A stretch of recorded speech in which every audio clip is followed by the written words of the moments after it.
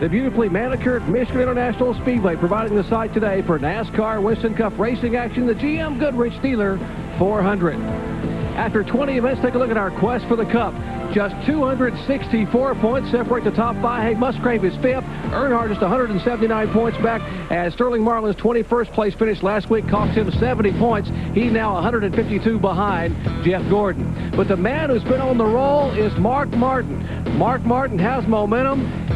Starting third on today's grid, coming off his Watkins Glen three-peat. He looks forward to the second half of the season. And Martin led 61 of 90 laps a week ago, but he had to get by this guy, Wally Dallenbach, who had led 21 laps. He makes the pass at turn one, yes, and pulls off the three-peat. Mark Martin takes his third win in a row at Watkins Glen and his third win in 1995 Winston Cup competition. He will start third today.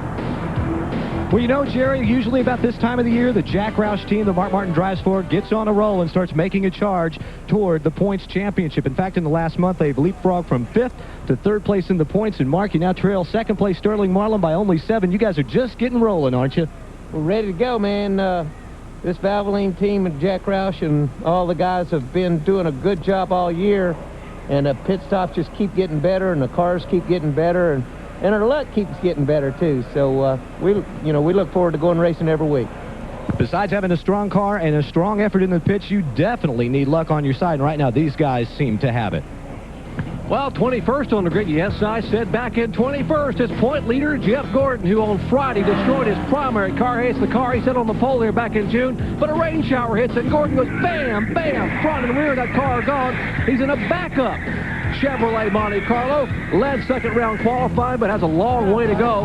This Monte Carlo right here starts way back in 21st spot. Hey, can the point leader get to the front and make it work? This is the car Jeff Gordon drove at the Brickyard, and this matches his worst qualifying run at the season. At Loudon, he crashed in qualifying, was second round fastest, started 21st, and won. Jeff, the question is, can you protect the points and get to the front again today?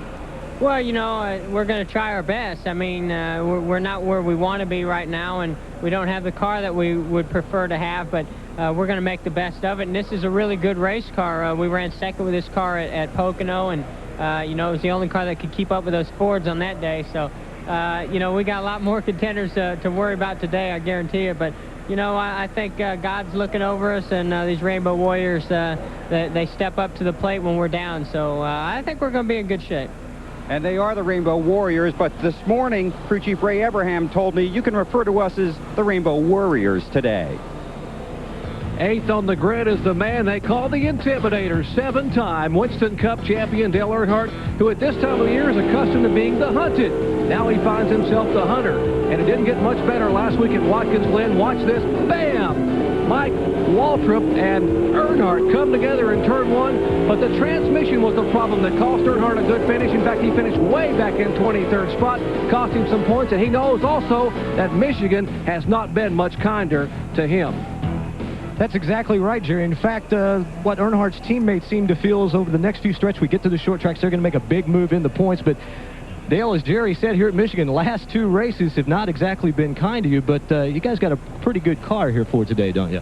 Well, we hope so. It's the same car we had at Indy, and feel good about our chances. Our car's running good in practice, about like any other Chevrolet. Labonte, I think, is the fastest one, but we'll see what we can do with him. I think we'll be okay. That's the thoughts of Dale Earnhardt. He goes off the line 8th today. There you see the front row. Bobby Labonte, the winner in June, on the pole, and Ricky Rudd, who had a very fast car, crashed in June on the outside. But, Ned, I think there's going to be a lot of competition from the back. We saw Jeff Gordon back in 21st. How about Dale Jarrett, 17th? Great run yesterday, had to learn something. And Rusty Wallace starts 24th.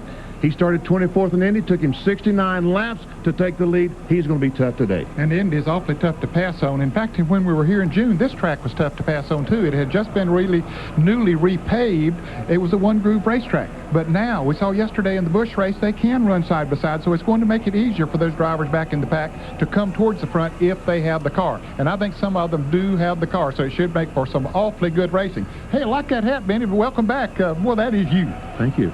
And talking about Rusty Wallace, look for him to come up through the pack. This is the captain, the car that is. The driver is Rusty Wallace. This car has been to victory lane here. This man has been a bullet on the racetrack the last 2 weeks. His problems have been on pit road. You start 24th today, Rusty. Your crew chief, Robin Pemberton, told me you get a good rhythm going when you start back here. Can you get the captain to the front today? He puts a lot of pressure on me, doesn't he? He's a great crew chief, man, I'll tell you. But yeah, he's got the car handling good. Him and Todd got it handled really good. I'm real happy with it. I'm just starting back here again, but he keeps telling me, hey, man, you started 24th in Indy, you did good. He said, every time you start back, we like watching you come to the front. I keep telling them, man, you put too much pressure on me. So I'm going to do the best job I can. I got a good horse underneath me today. Just got to drive smart and stay out of traffic, crashes and all that. That's a Penske driver in a Penske car at a Penske track. Let's go to John Kernan. Well, yesterday when we left you here in the Busch race, Dale Jarrett was celebrating in victory lane, but in post-race inspection, a problem with the intake manifold. They took the win away, dropped him all the way back to 42nd, and this morning the Robert Yates crew had to do some modifications to the intake manifold on this car. But Dale, you were awfully strong in the final practice yesterday. Does what happened in the Busch race yesterday affect you at all today? Well, it really shouldn't. If anything, it's made us more determined to show that, we are for real. That wasn't what won us the race yesterday. What they've made us do this morning won't be what keeps us from winning today. I think we've got a really good car, this Texaco Havlin Mack Tools Ford. See if we can take it to the front. And, Jerry, that's what everybody says. They said this car is still one to beat today. It goes off the line 17th. And, John, no doubt about that. That car starts way back in 17th spot. And I'm sure Dale Jarrett is disappointed, but the disappointment he's experiencing pales in comparison to what the Robert Yates team felt 1 year ago. In fact, August 20th, 1994, 1 year ago today, their driver, Ernie Irvin, had a horrific crash right here at Michigan in Turn 2, fought for his life for 24 hours, and is on his way back. And we know Ernie's watching. Ernie will be back very soon. We're waiting for that announcement anytime from Ernie Irvin. Speaking about coming back, hey, we mentioned that Benny Parsons is back. That's why all these sandwich wrappers are all over the floor around us. We know Benny's back, and after eye surgery last weekend, but we are missing one of our team. Bob Jenkins, we know you're watching at home, and all of us at ESPN, send our condolences to you, Pam, and all your family on your loss, a death in your family. When we come back, we'll take a look at the starting lineup and have the green flag on stop number 21 of 28 on the $38 million NASCAR Winston Cup Tour. Stay with us. If you don't replace your air and oil filters regularly, you might as well drive your car off a cliff, because dirt can really mess up an engine. Fram Extra Life air filters and Fram Extra Guard oil filters keep out dirt best to protect your engine. Fram, America's #1 premium brand. Pay a little now for a lot later. Buy any 2 Fram filters and get your favorite officially licensed NFL team cap for $1.99.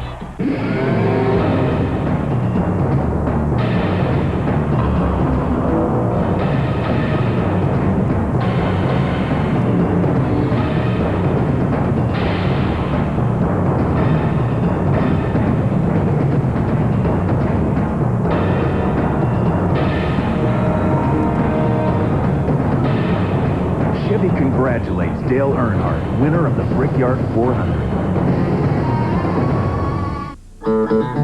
You want to know how to choose a motor oil? Take a ride to your local garage and see what the mechanic puts into his own car. Fact is, of all the brands of motor oil, more ASE certified master technicians choose Valvoline for use in their own cars and trucks. So before you buy a motor oil for your car, know the one more top mechanics put into theirs. Valvoline, the #1 choice of America's top mechanics. NASCAR drivers say there's no track in the world that's tougher on brakes than the one in Martinsville, Virginia. So when they take the green flag here, they all have one thing in common: the same brand of brakes. Because without them, you can't come down this straightaway at 120 miles an hour and still make it through the turn. So which brand do NASCAR drivers use to get them through 500 laps at Martinsville? Performance Friction Carbon Metallic. And we stock them at AutoZone.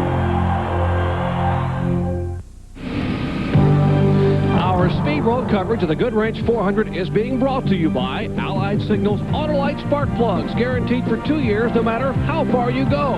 By Chevrolet. One car company has won more races in the history of NASCAR, genuine Chevrolet.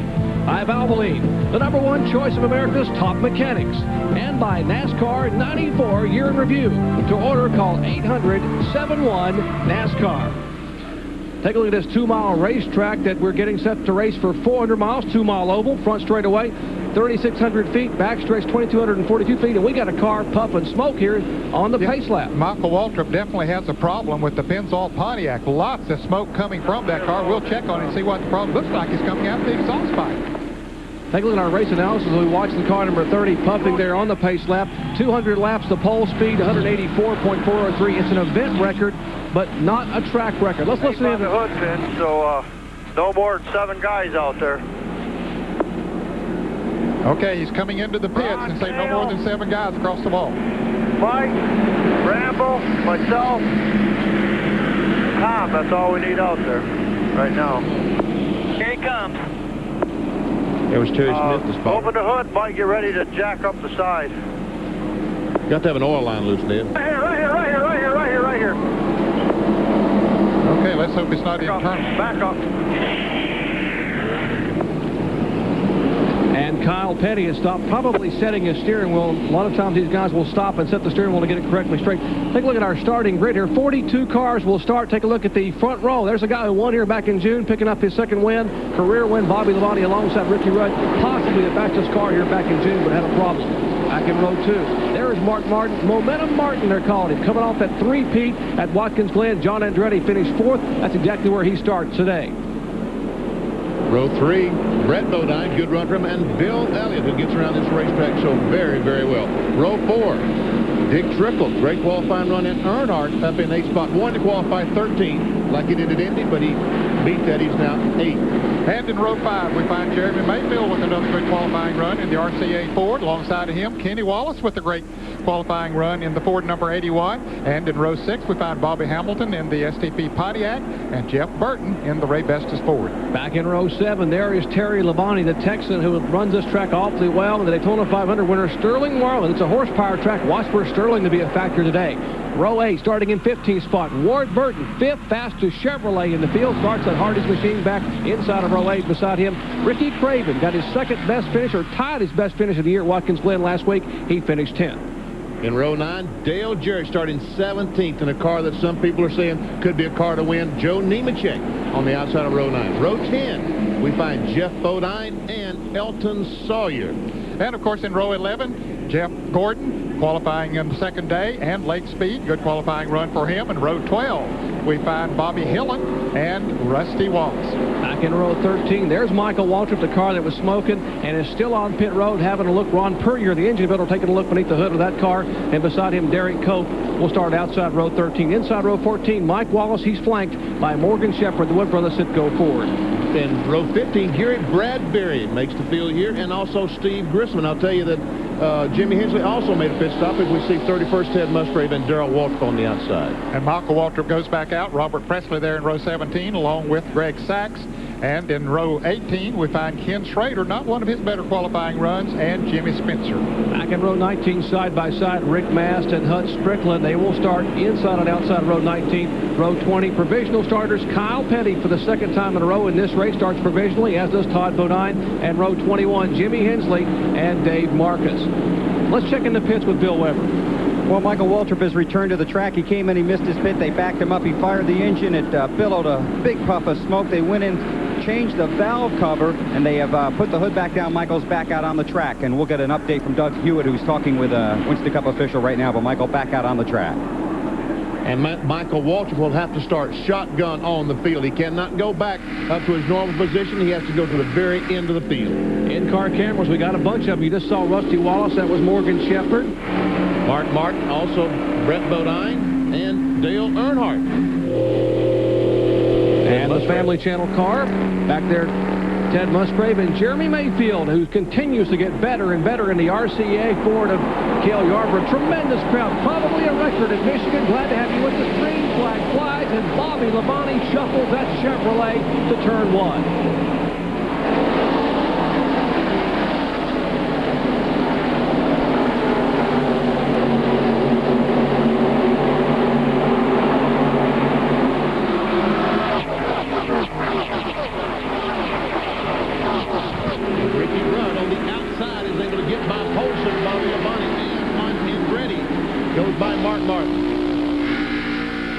That high groove worked good here yesterday. They had a lot of momentum as they came off the turns running into high group. And here is Jeff Gordon and Dale Jarrett, the 24 and 28 cars respectively. Right side of your screen, starting back in the pack. Jarrett starting 17th, Gordon 21st. Heavy traffic.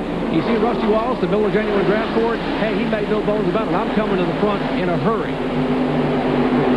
Oh, who is that? Almost crashed. Nemechek. Out of the group, almost crashed. Did a great job saving that. Boy, Joe. He really did a great job of saving his car. Right in the middle of a big pack of cars. Got to imagine that speed probably right there, about 180 miles an hour. As you look out the back of the 21 car, here is Morgan Shepherd's bumper cam showing Mike Wallace, the Holly Myers Ford, and behind him, just sneaking a peek, is Steve Grissom. Ever see Bill Elliott trying to get by Mark Martin to take over 4th spot? Bill down there by himself with no drafting help. Draft definitely plays here at the Michigan International Speedway, but Bill Elliott makes the pass anyway. Now we see Earnhardt. Looks like he's taking a look on the inside of Mark Martin. Roof cam, Goodwrench Chevrolet. Earnhardt slides on the inside down the back straightaway of Mark Martin. And see if Dick Trickle can make a move in the Motorcraft Ford. A lot of people were talking about the cars, the race cars getting tighter and tighter as they ran. So Mark Martin probably started his race very, very loose. You wonder if that is his problem, because he's not getting through the corners the way he would like to at the moment. Here's Sterling Marlin trying to make a move and makes the move inside of Jeremy Mayfield in the RCA car. Now watching from Jeremy's roof camera, the Kel Yarborough machine. Tony Furr preparing it.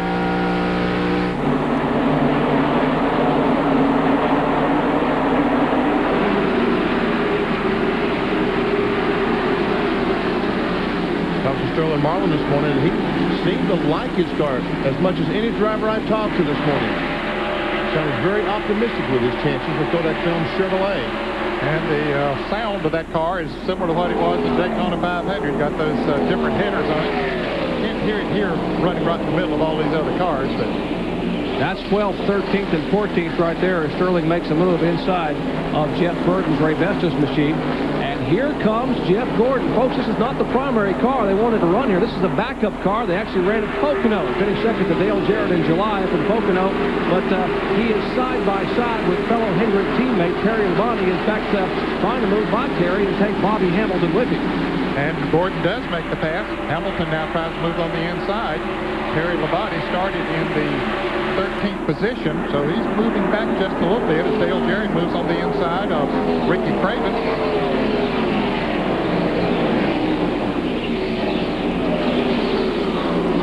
There's Rusty Wallace moving inside of Elton Sawyer's Hooters Ford. Remember, Rusty started back in 24th position. Flicking them off one by one. He's about 4 or 5 cars back behind where Jarrett and Gordon are. There's Rusty Wallace moving in on Wardburton, who's just behind the Jet 49 car. Rusty this morning, Ned. He made a huge chassis. Oh, I saw that blue car and I thought it was smoke. So he made a huge chassis adjustment on that Miller Genuine Draft Ford this morning. But you have to be a little bit apprehensive when the green flag drops. If we make the right change, and here goes Jeff Bodine down on the inside of the Richard Petty car number 43, being driven, of course, by Bobby Hamilton. He had a good draft coming off the 4th turn and got it all the way down the front straightaway here and made the pass. And back up front, Ricky Rudge, Ty Downing Ford Thunderbird, brand new race car, is showing as our leader. Remember, he is showing the lead, and the numbers in parentheses you see that coming up during the race will be where they started. It's Ray Abraham, and hopefully many are watching our early laps at Michigan. Back in a moment. From Darlington to Talladega, through Daytona, Rockingham, and Watkins Glen. In every major NASCAR race, Busch Beer recognizes the pole winner with the Busch Pole Award. Because if there's one thing we know for sure, everyone follows the leader. Busch Beer, proud sponsor and official beer of NASCAR. To get to the 1996 Olympic Games, you don't have to swim, throw, run, flip, or slam. All you gotta do is walk to Mickey D's. Buy a double Big Mac or a double Quarter Pounder with cheese for 79 cents more than the famous originals. Pull the tab and bam! You could win one of 100 trips to the 1996 Olympic Games, a pair of Reebok athletic shoes, or thousands of other great prizes. And everybody gets at least $5 off Reebok shoes, so get to Mickey D's. Have you had your break today?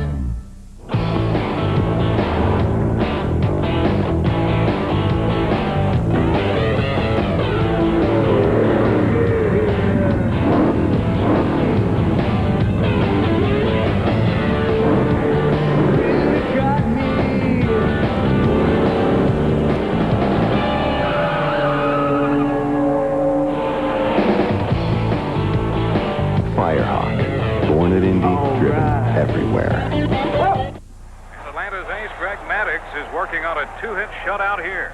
Maddux has struck out. I tell you, the Braves are going to ride this kid Maddux all the way to the pennant. I know he's got unbelievable control. A lot more control than you. What are you talking about? I thought you were on a diet. I am on a diet. What? A diet where you gain weight? When's the last time you ate something green? I had something green last night. Yeah, what? Pistachio ice cream. Oh, give me a break, huh? What are you, Jack Blue Lane now? Do me a favor. Shut up and watch the game. Back live with our coverage at Michigan International Speedway in Brooklyn, Michigan. Got a Ford and a Chevrolet up front, first and second. That is Rudd and Bobby Labonte. A couple of car leagues separated. Bill Elliott has made a move to go by John Andretti for third spot, and Andretti is fourth. But the cars that are on the move, another Ford Chevrolet friendship race for that on the racetrack. Take a look. The 24 and 28 cars of Gordon and Dale Jarrett, guys, are currently 10th and 11th on the field. Well, make Jeff Gordon put him up there about 8th or 9th because he got by Jeff Burton between turn 1 and 2. Now it goes around Brett Bodine. Jarrett wasn't able to follow him on that. He followed him on every other pass. Now Jarrett gets on the inside of Jeff Burton to take over the 11th position, but those two drivers have been coming through the field. There we see Brett Bodine, the camera from inside the Lowe's Home Improvement Centers, as George takes another position. Yes, he does. Goes by Dick Trickle. Take that spot away. That puts him up in 8th spot. Now, Jarrett had been following through the pack. There's Dale Jarrett back to the right side of your screen, car number 28. There is Brett Bodine's Lowe's 4th, Junior Johnson car. He is in 10th. Jarrett is 11th. Jarrett's car working very, very well on the bottom side of the racetrack as he comes off the corner and stays right on the bottom of Brett Bodine. That's a sign the car is working very, very well. Now, let's go up front, folks, and you're going to see that Bobby Labonte closed up right on the back bumper off Ricky Rudd and looking third place at Bill Elliott, man. Yeah, he was pretty far back, Ben. He was 15 or 20 car lengths back about 2 laps ago, and there he is right on their back bumper. So Bill Elliott showing signs of the strength that he showed at Indianapolis a couple of weeks ago. Now, our on-light field summary, you might mention the starting positions are in parentheses at the right side of the name, so you can see where they're currently running and where they started. Take a look at Gordon. Started 21st. He is 8th, but that could have changed. We've had about 15 seconds. He's still passing cars out there. Take a look back in the field. Some of the guys who are making moves toward the front. Might mention that the car number 4 you saw is making a move. Rusty Wallace also coming toward the front in a hurry. And, of course, when there are cars coming towards the front, there's some that are going towards the back, too, because they had to pass somebody. How about Bill Elliott, guys? Same car at Indianapolis Motor Speedway. And here is Rusty trying to make a move and making the move inside of Jeff Bodine. But so Jeff backs off and lets Rusty have the spot right now. Racing for 18th spot in Rusty. Car goes up the racetrack. Looks like he's a little loose as he gets up the hill. Jeff Bodine tries to come back on the inside. Now he squeezes his lap between. I didn't think there was room there for a car. Guess what, Ned? I don't think there was. I don't think Bobby Hamilton thought there was either, but he backed off, and they have now single file. Wise early in the race, just 14 laps complete, 186 to go in this 200-lap, 400-mile event at Michigan International Speedway. Ricky Rudd still being shown as a leader.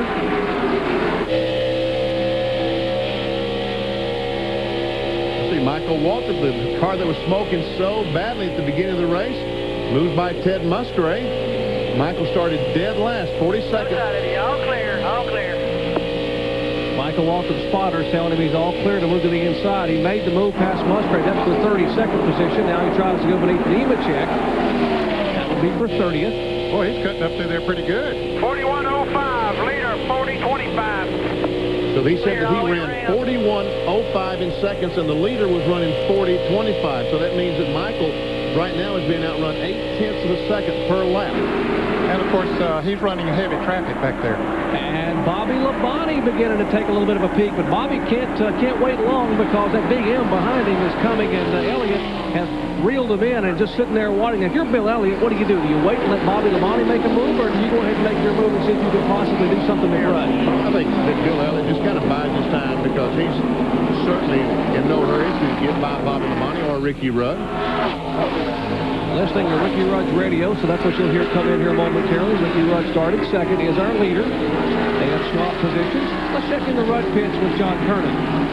Well, Jerry, you mentioned that Ricky Rudd brought a brand new car here to this race, and they've been having a problem fighting a tight condition all weekend long. They've been doing it mostly aerodynamically, trying to solve it. They've done a lot of work in the front fenders, and Bill Engel tells me that, yeah, they got that problem solved. You see Bill Elliott now going for second place as he gets around Bobby Labonte as they head down to turn one. And speaking of Elliott, this is the same car that sat on the pole at Pocono. And just a minute ago, I looked at Ernie Elliott, who does the engines, and Bill's brother said, man, that car looks pretty fast. Ernie looked at me, smiled, kind of shrugged his shoulders and said, yeah, it does look pretty fast. You know, there's a young man down in the garage area this weekend that's great to see. Casey Elliott, Bill's nephew. First time he's been to the racetrack in about a year. Boy, indeed, it is good to see Casey back.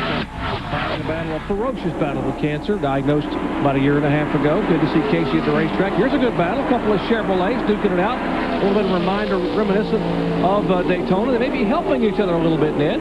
Yes, drafting plays a very important role here, so they could be helping each other a little bit. They look up in their rearview mirrors and they see a couple of Fords back there. Mark Martin has dropped back a little bit, but Dale Jarrett has passed.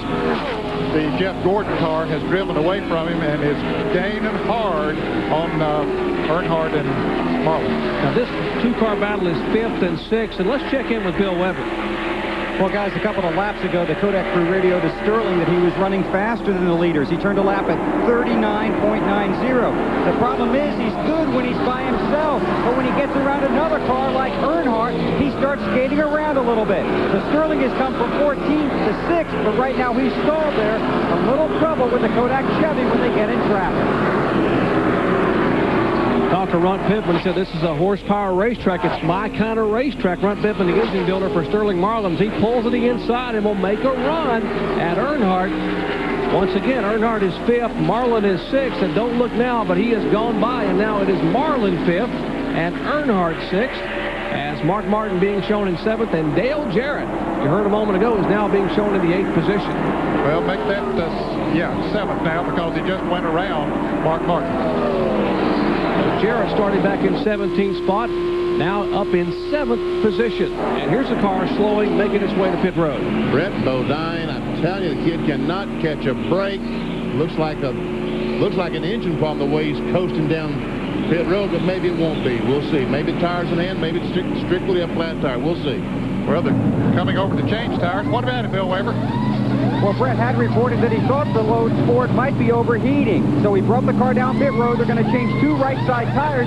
Now they have popped off the right side window. So they're going into the car. They have a crew man in the car working behind the driver. Can't see in there right now. Looks like it's going to be a quick change. He backs himself out. They're going to slide the window back in. Not quite yet, though. This will take a long time.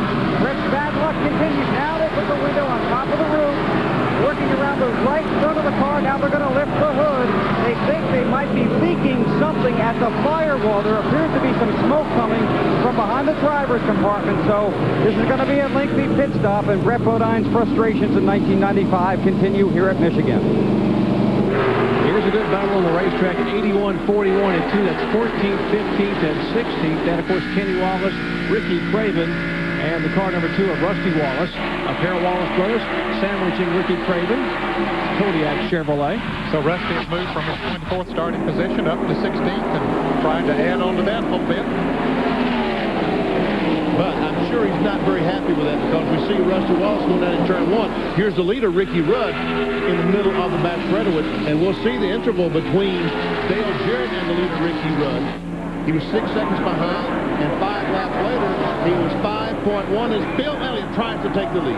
McDonald's Ford Thunderbird, winningest active driver at MIS 7 times. This man has gone to victory lane, and he nearly comes together with Rudd on turn 4, and maybe he still doesn't have him passed. And Bobby Labonte, I thought Bobby Labonte would.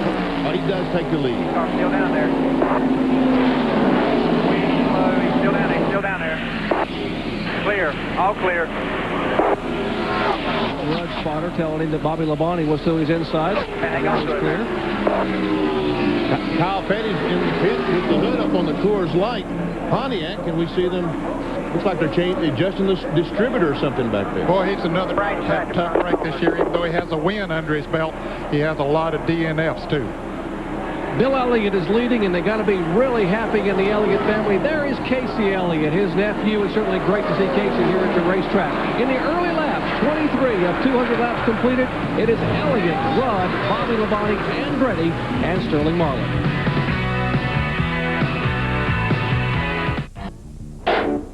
Howdy-ho, neighbor. Wow.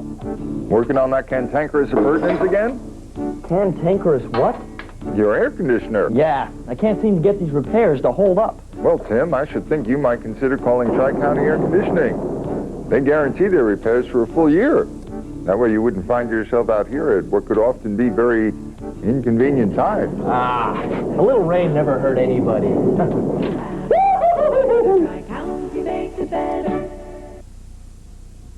If you're driving along thinking you have the best car insurance for your money, you probably have Allstate. If not, wait just a minute. Have your Allstate agent check out your coverage and maybe save you some money. You're in good hands with Allstate. When it comes time to renew your auto insurance, give Jim or Loretta Killingsworth a call at 751-4343. Your local Good Hands people for all your insurance needs. Or stop by. They're located at 4012 Cortez Road West in Bradenton.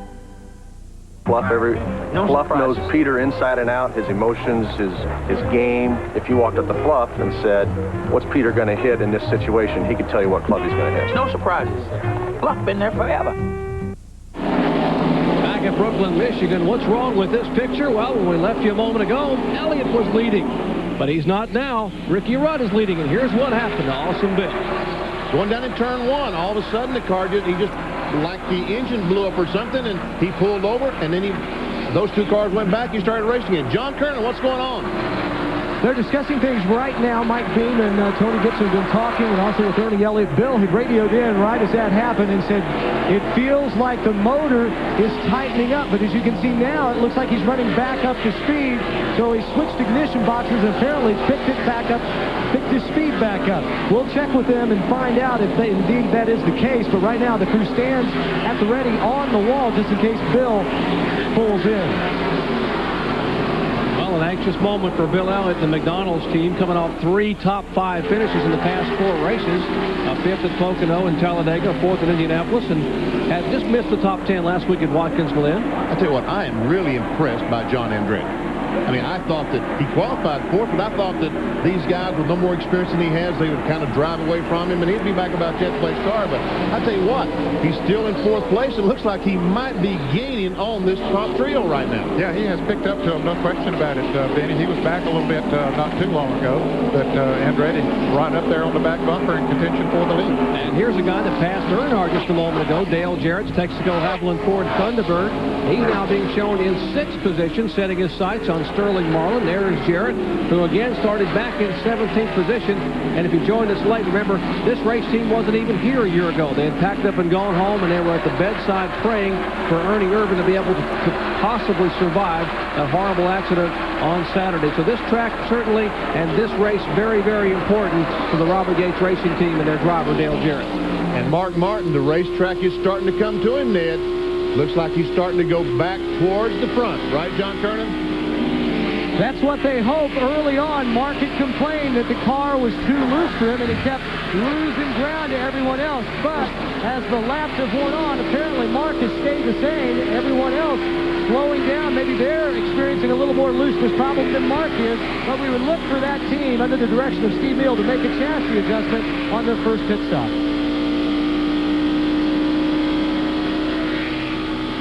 And And Bill Elliott, who currently sits in third, I just talked to Mike Beam. He says that they think they narrowed it down to the transmission or the rear end. Bill still says it feels like the motor is tightening up. So they're going to stay out there and run it for as long as they can.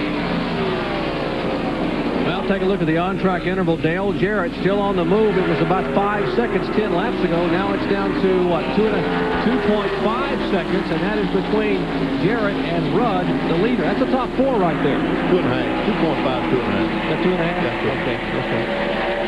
We really missed you, BP. Keeping us honest here at 2.5, 2.5 in Ellerby, North Carolina. Exactly.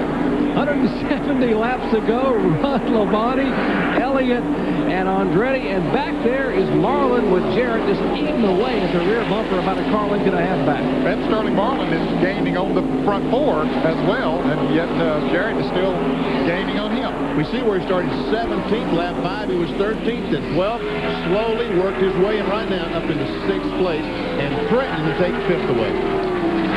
If you missed our NASCAR Today show this morning, Dave Despain explained that while that show was on the air about 2 hours prior to race time, they were in the truck grinding on the intake of this car, number 28. And NASCAR looked at it and said, hey, we want you to change a few things. So they were in there grinding and changing and had to basically rebuild this engine. So you've got to give a call to Doug Yates and Robert Yates and all the guys on this team that put this motor back together. And this thing is absolutely on a rail like a rocket.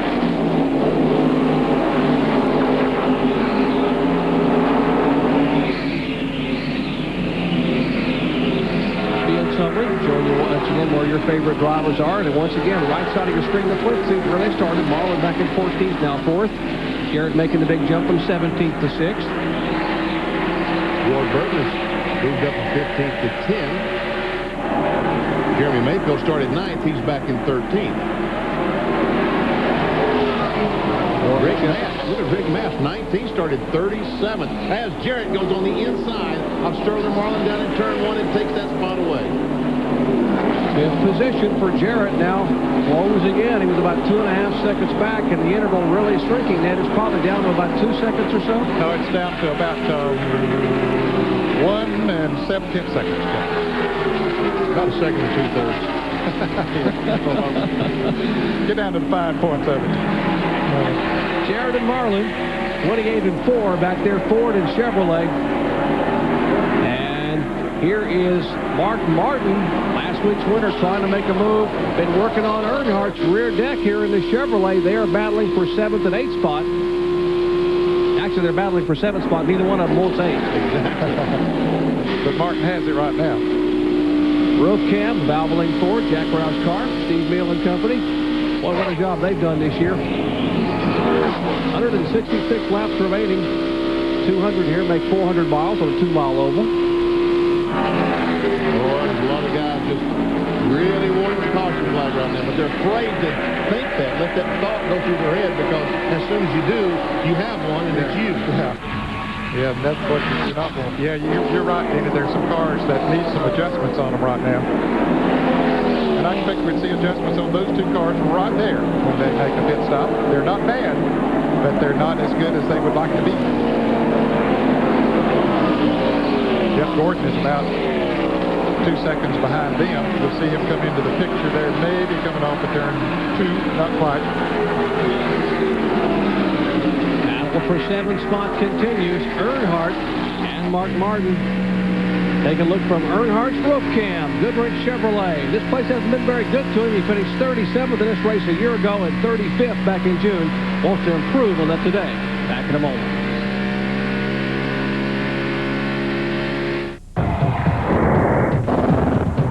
At Chevrolet, we're not just out here winning.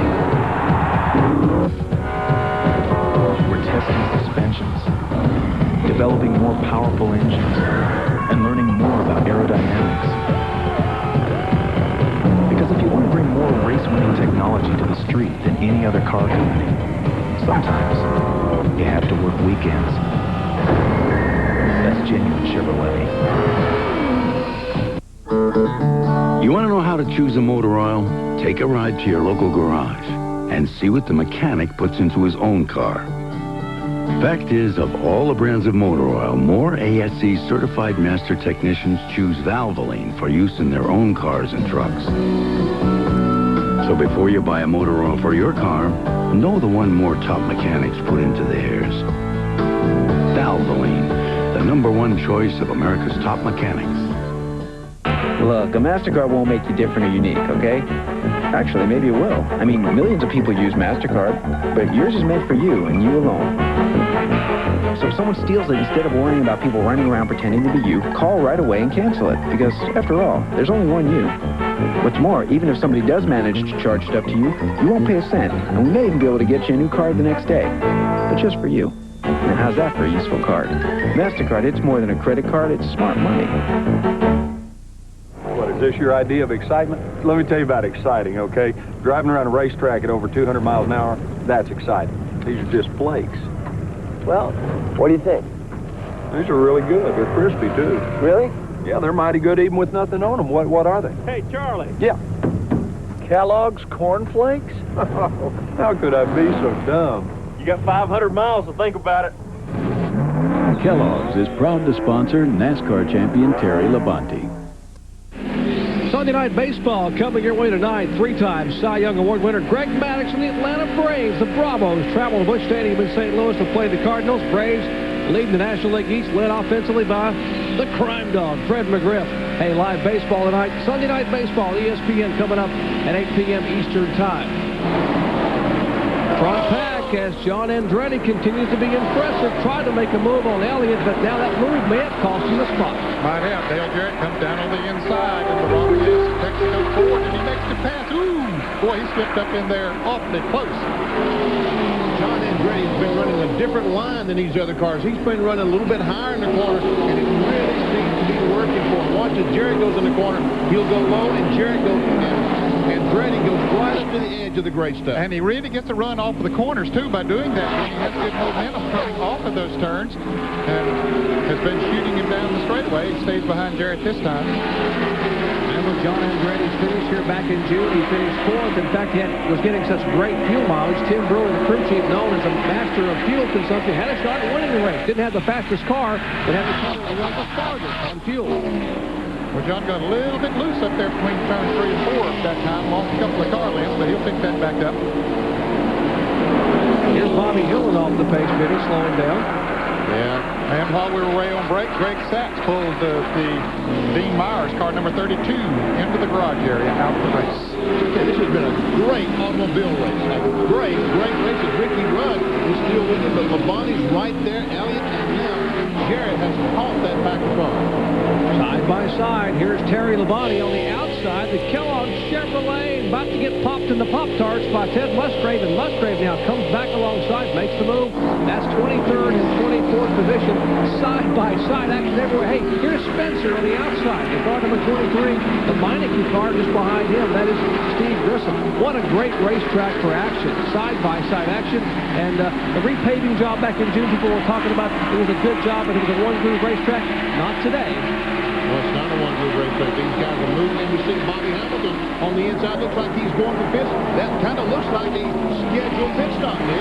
Yeah, they've run 42 laps now, so we'll see some cars coming into the pits here before too long. A little bit earlier than we thought they would come in, but maybe he wants to get in and get some new tires on that thing and make a little adjustment so it can get to going faster. Here's Rusty making a move. He's trying to take over the 12th spot, and he does take over 12th spot.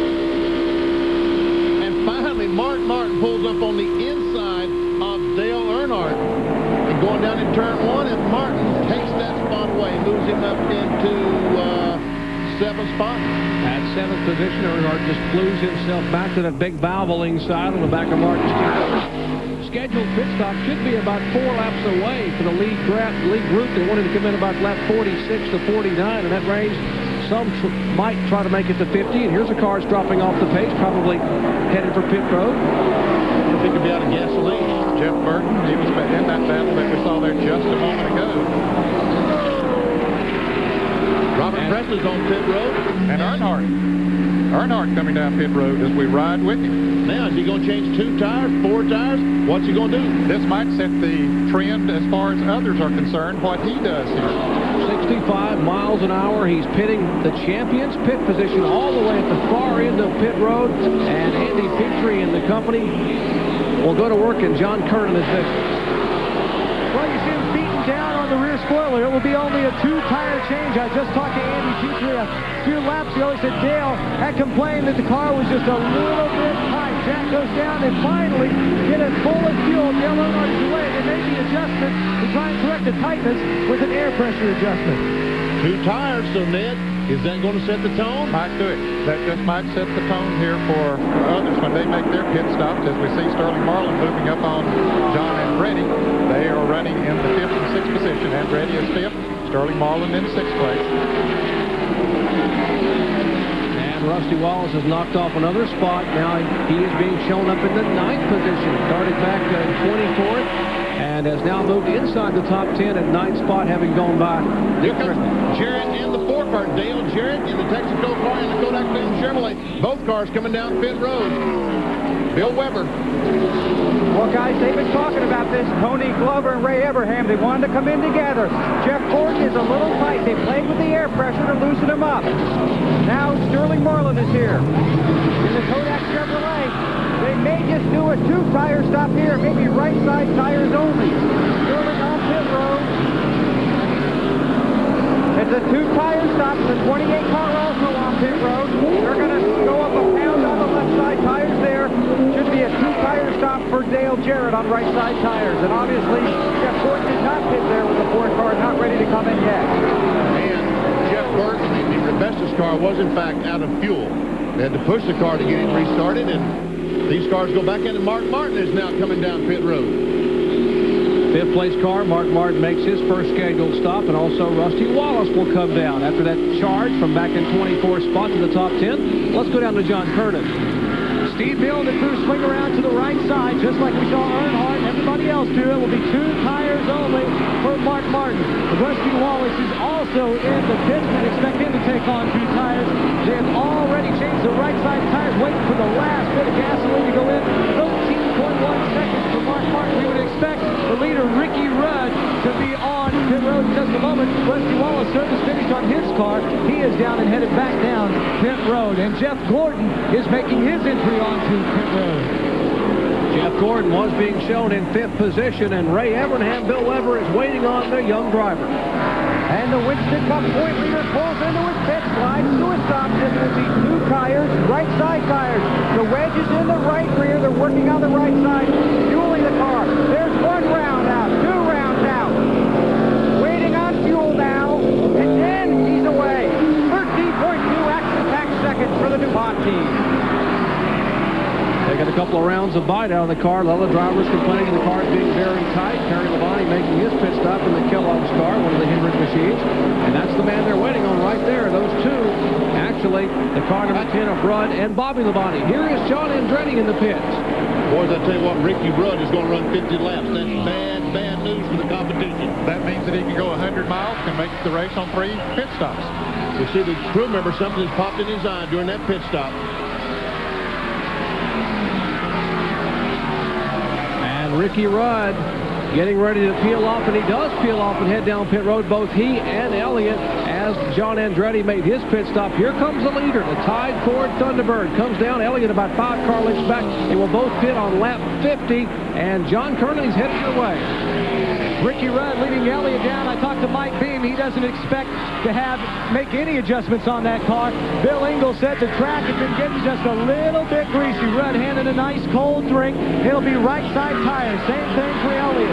Right side's already going on. There go the lug nuts, waiting for every drop of gasoline to go in it. Elliott's work is finished. Now they're just waiting for the overfill to go. It's seemingly taking forever for Ricky Rudd. There goes Elliott out. A problem apparently with the filler nozzle for Ricky Rudd. As you can see, some of the fuel splash back. It's just not. Go. Lay down, John. Go, Ricky. Oh, man. Bobby Labonte had taken over the lead. That's really going to cost him. I'm here. And Bobby Labonte's in the pits, and John Kernan is there. Jimmy Makehart told me that they were a little bit tight, a little bit loose, a little bit of both. So they are making a track bar adjustment, also taking a round out of the left rear, waiting once again for the gasoline to go in, a 2-tire change, and there goes Bobby Labonte. They did not fill up that 18 car. He went as soon as they finished with changing the tires, and they did not wait for the thing to get full of fuel. I don't think. We might want to check on that. And we see the 25 car out of fuel, trying to push it off, get it going. Tough break for Kenny Schrader in the Budweiser team. He actually coasted in from turn 3. His car was out of fuel down the middle of the back straightaway, so he lost some valuable time. And once again, they're trying to get the car fired. They push it down pit road. Ken Howes and company. And the car, as yet, has not fired, getting a little help from some of the other crews, some of the spam crews, the milling. More bad luck for Kenny Schrader. My goodness, he didn't have bad luck. He wouldn't have any at all. The car finally fires, but he's lost a tremendous amount of time. Yeah, it is a tough break for him. Now, after all these pit stops, guys, Dale Jarrett with 11.4 second pit stop has a big lead. First round of pit stops are complete here at MIS. 21st stop on the NASCAR Winston Cup Tour, and Dale Jarrett is our leader in the car number 28, and there is Run Others working their way back to the front. Back in a moment.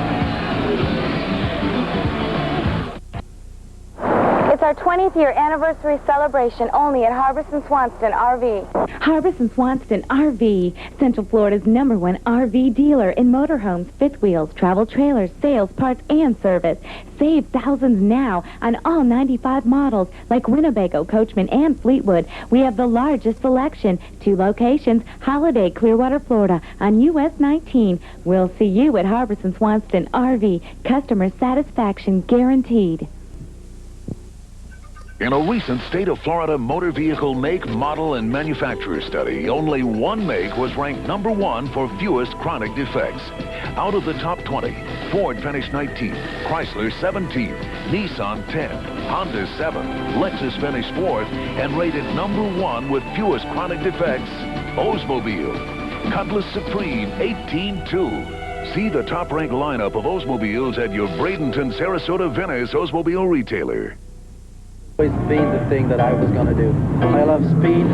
I love being on an edge and trying to control that edge, and you get all of that in car racing.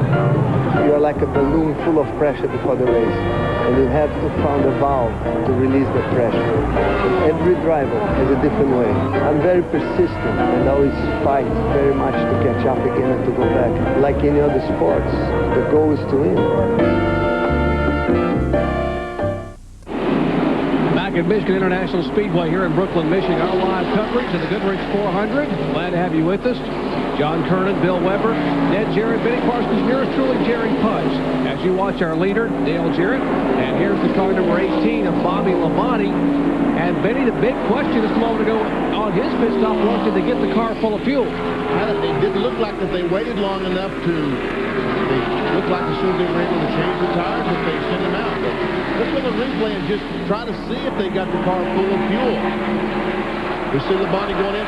1, 2, 3, 4, 5, 6, 7. Okay, 7 seconds. 2, 3, 4, 5, 6, 7. I guess they did. Got it awfully close. Let's go down to John Kernan. Caution is out. Well, Benny, to answer the question for you guys, I just talked to Jimmy Makar. He said, yeah, we got it full of fuel, and the caution waving out on the track. Not quite sure exactly why. It could be debris, could be some oil out there. We'll try and check on that. But Jimmy Makar says, yeah, no problem. They got it full of fuel. And you know what Chocolate Myers told me earlier this year? He said he only needed about, if it's done perfectly, 4.5 to 6 seconds to empty one 11-gallon can. John, we are told debris is on the racetrack, and that will bring out caution for the first time. We might also mention that while we were in break, the guy who had momentum from Watkins Glen pulled his car behind the wall. Mark Martin headed back to the garage area, and boy, that could have a major impact on the point standings. We'll find out what's going on with Mark Martin as they slow down for the first caution flag of the day. Dale Jarrett being shown as our leader behind the Pontiac safety car. Back with more from Michigan in just a moment. At AutoZone, most of our customers are the kind of people who like to work on their cars themselves.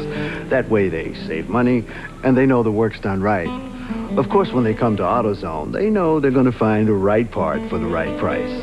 But sometimes what they're looking for is just a little advice.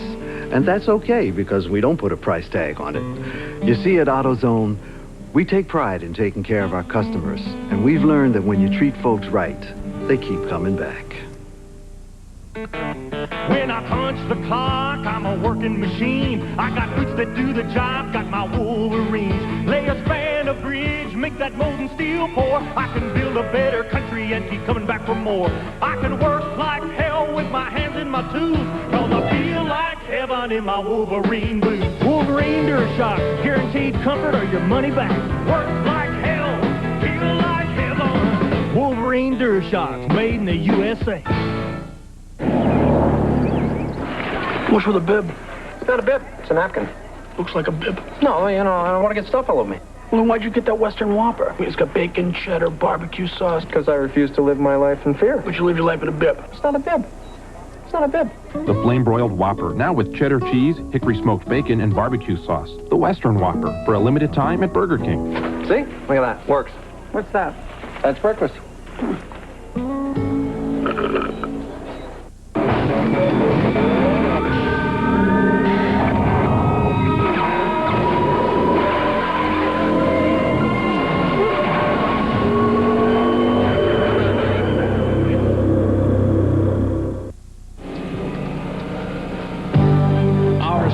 Coverage of the GM Goodwrench 400 is being brought to you by the more than 1,000 AutoZone stores across America. AutoZone, the best parts in auto parts.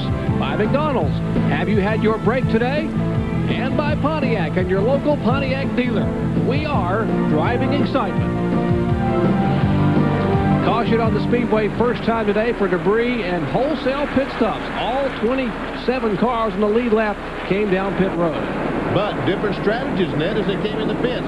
We see Ricky Rudd, Bill Elliott, Earnhardt, all the rest of them, and Elliott only changes. They opened the deck lid and did something to the vent hose on Rudd's car.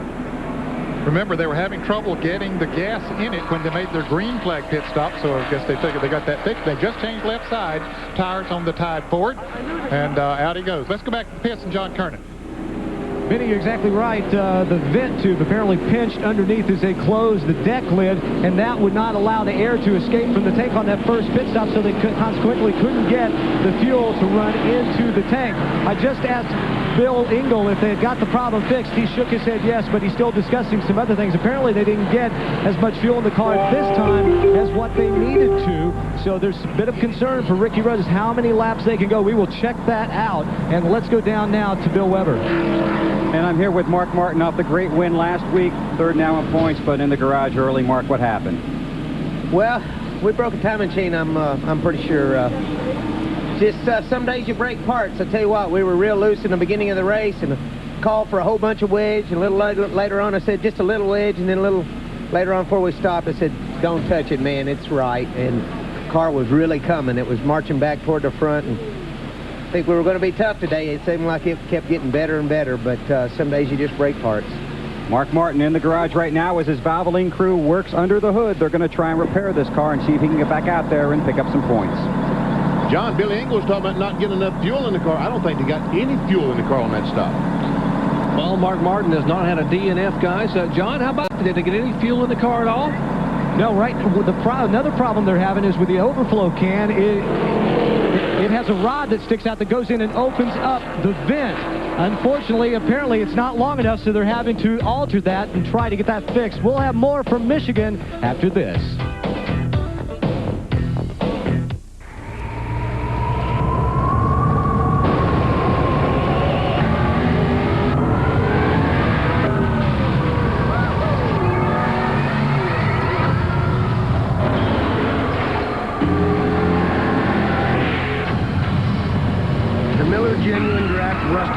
Stock car.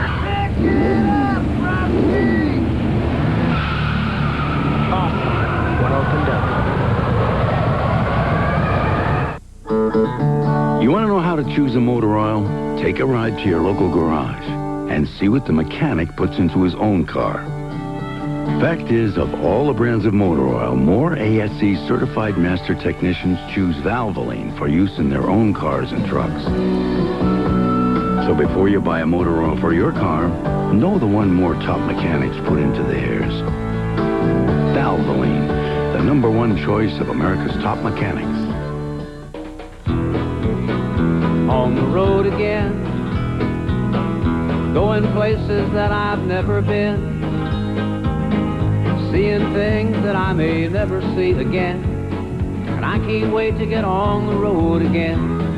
And when you get on the road again, make sure you do it on Generals, because General has the right tires for all the roads you ride. Sooner or later, you'll own Generals. Smaller electrodes, more power. More electrodes, faster start. Suddenly, everybody has a new spark plug idea promising instant higher performance. But one new plug's idea is higher performance that lasts. Introducing Autolite Double Platinum. Platinum on both sides of the gap for faster starts and more power every time. Platinum to platinum firing for guaranteed peak performance, long after other ideas have peaked out. Autolite Platinum and now Autolite Double Platinum. More precious metal for your precious metal. Half a lap ago here, lap 62, the green flag waved after a 4-lap caution for debris. Elliott being shown as our leader, but John Andretti trying to change that. Going into turn 3, he moves on the inside of Elliott. They had just changed left side tires on both of those cars, so did Ricky Rudd. Got out of the pits first.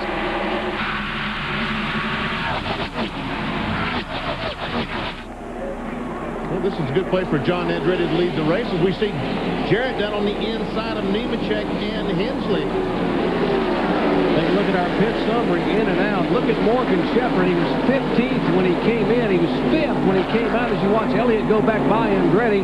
Andretti 5th to 2nd. Got to believe those guys may have just added fuel at most. Particularly the Shepherd car coming in 15th and going out 5th. Yeah, I think that is the case. Jarrett changed 4 tires, so did Sterling Marlin during that caution flag pit stop. Bill Elliott coming back, trying to get on the inside, and he doesn't. He almost made contact. Meanwhile, here comes Dale Jarrett, Ricky Rudd on the inside of John Andretti, trying to take the second spot away as he and those 4 cars hooked up in a draft. Andretti is now back to 3rd place. Started saying a moment ago, this is a great place for Andretti to run well because Kmart and Little Caesars, both his sponsors, are located in the Detroit area. John Andretti trying to hold off Dale Jarrett, but he's been so strong down that backstretch as he was yesterday in the Busch Series event. And he takes to go halfway forward, side by side in turn 3 and just pulls away on the inside and will take the 3rd spot away. Now remember, Jarrett has 4 fresh tires on his car, and we'll see how much of a difference that might make. It hasn't been that long since others made their green flag pit stops and just on the right side tires. Let's check in the pits with Bill Weber. Jerry, this is an all-out effort for the 37 crew today. I talked to Tim Brewer this morning. He said clearly if they're going to win this season, this might be their last chance. It's probably definitely their last chance until they get to Atlanta. This is the car they ran at Indianapolis. He said they're better than they were in June. The crew has more experience. This driver has more experience. They've worked together more. He told me they expect to lose time in the pit, so it's up to their driver to be a little better on the track. And they're also hoping to cash in on one more thing. The points craze, Tim Brewer called it. The guys up front are protecting the championship. That gives the guys in the back a chance to maybe try something a little extreme and maybe sneak away with a win. Man, oh man, Rusty Wallace got to be tickling that to be in front of this group. Was caught in the middle there of a 3-wide deal, and you don't want that. That's right in the middle of that pack. Jeremy Mayfield from the RCA Ford. That's his look camera. Look where he is. I mean, they are just door by door. Looks like a pace lap at about 185 miles an hour. And now Derek Cope in the 12 car begins to pull away. There is Mayfield. And the 30 car, you saw him smoking at the start. He had to come on pit road and start shotgun 42nd. He is now pushed Ned up in the top, 17 or 18? Michael Walker has just come right on up through the pack, and the Pensol Pontiac has done a great job. He had qualified 25th, but had to go to the rear of the field when he had an oil leak or something there at the beginning of the race before the green flag ever dropped. There we see Ted Musgrave on the inside of Elton Sawyer, the Hooter star, as he tries to get by. Pulls on the left rear quarter, but he can't make it. Now we see the outside shot of all those cars. That's Dave Marcus on the outside. We see, wow, 3 abreast as Marcus gets the car loose, and they're coming 3 abreast beside him again. My goodness, Jimmy Spencer back there, along with Robert Presley, the rookie driver, Leo Jackson's Stoll car. This is the type of racing we used to see here at the Michigan International Speedway, and it's good to see that it's back. Battle for second spot. A moment ago, Dale Jarrett made a run at Rudd, but Rudd pulled away. And look at Andretti. You're on the outside. That's Rudd's spotter telling him. Okay, clear. Telling him clear. Now Andretti will slide up, and here comes Jarrett back. He just kind of slides up for John. So, see, John, that's how you're supposed to do this. Well, John got him a good run. He picked up the draft with those two cars running side by side and just took off. Here's Gordon and Earnhardt, a pair of Chevrolet Monte Carlos. Gordon then on the inside. You're watching from Morgan Shepherd's vantage point. Talk about a great race. Hey, little wonder why they pack them in here in Michigan. Standing room only crowd at MIS. Watching great side-by-side racing action. Earnhardt is 8th, Gordon is 9th. Sterling Marlin there in 7th position. Morgan Shepherd has dropped back a little bit. He was in 5th place at the restart. He is now in 9th place in the Citgo Ford. And that was Earnhardt's view as he watches the battle between Bobby Labonte and Sterling Marlin while Ricky Rudd is on the high side. Yeah, they're coming. Those two Chevrolets picked up in a draft on the inside. Going to make the pass.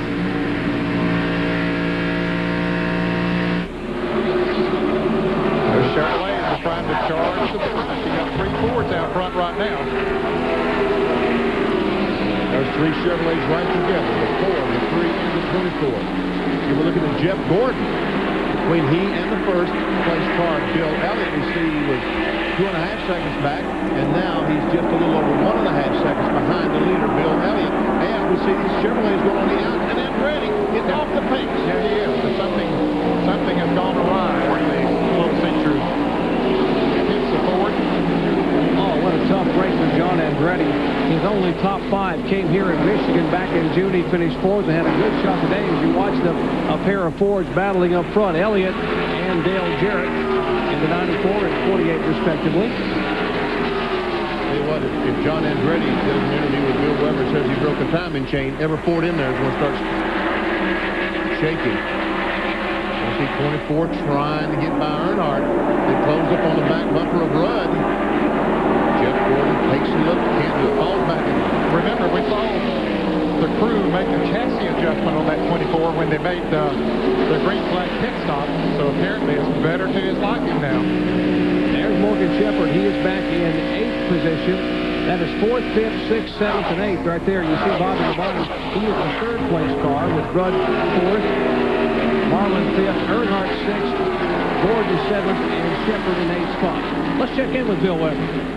Well, I'm down here in the Little Caesars pit. You got a report that John Andretti may have dropped a valve. Tried to get to crew chief Tim Brewer, but he just went into a consultation with some of his other crew members. There you see Dale Jarrett looking under Bill Elliott, and we'll try and get an update here from the Little Caesars pit in just a moment.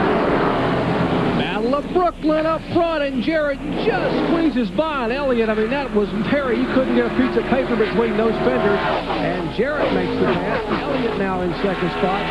Great racing here. NASCAR Winston Cup action at Michigan International Speedway. Elliott trying to come back down on the inside. He drives her deep into the turn. That McDonald's Ford working good today. It is working very, very well.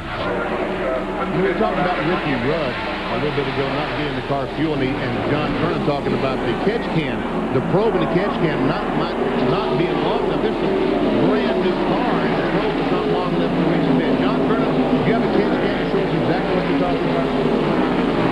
Not only do I have one to show exactly what I'm talking about, I have B1. You can see the probe, the original part, came out to here. So when it would not work, Bill Engel cut off another piece.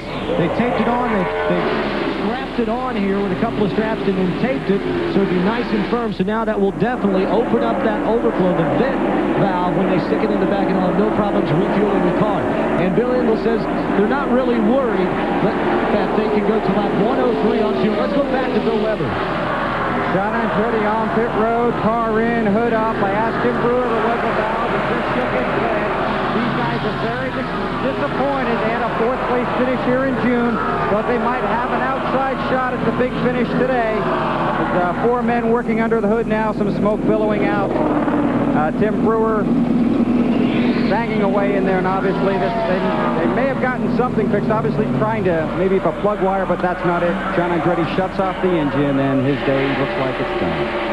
What a disappointment for John Andretti, hoping to get a top 5 finish here, just like he did back in June. Dale Jarrett, our leader. Lots of fans enjoying the action. Hope you are too.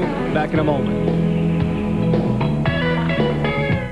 You've been running all summer. To McDonald's, from McDonald's. To McDonald's, from McDonald's. Because every time you run in and play McDonald's Olympic Games giveaway, you could win one of 100 trips to the 1996 Olympic Games.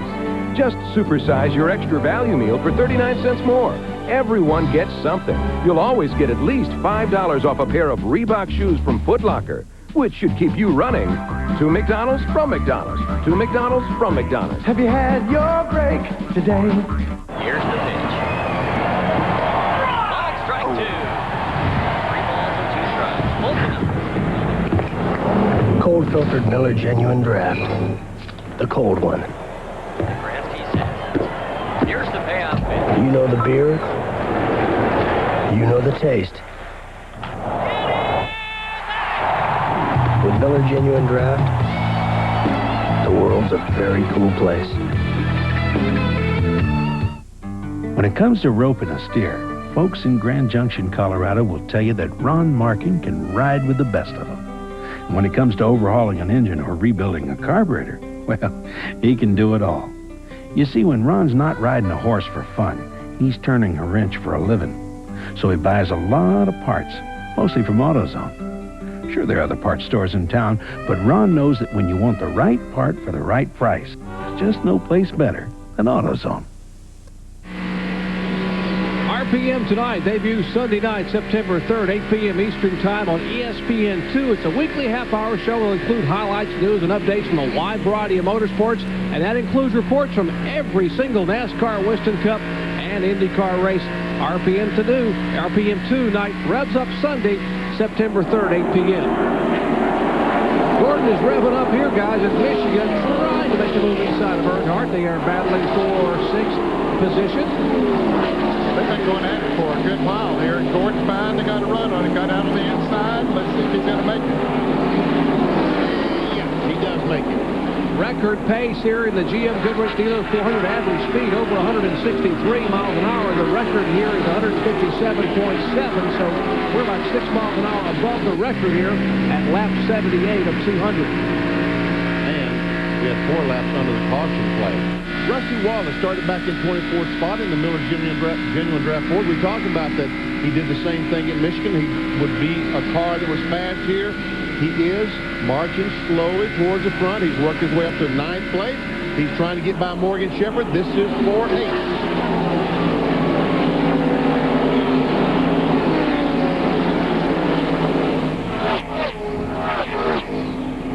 There's Rusty coming right at you.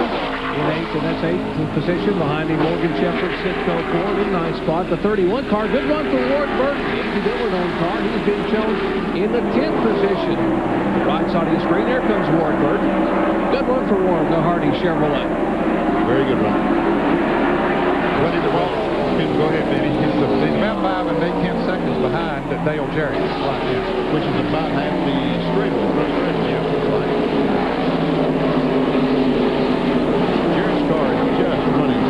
Well, there's Elliott. There's a second-place car.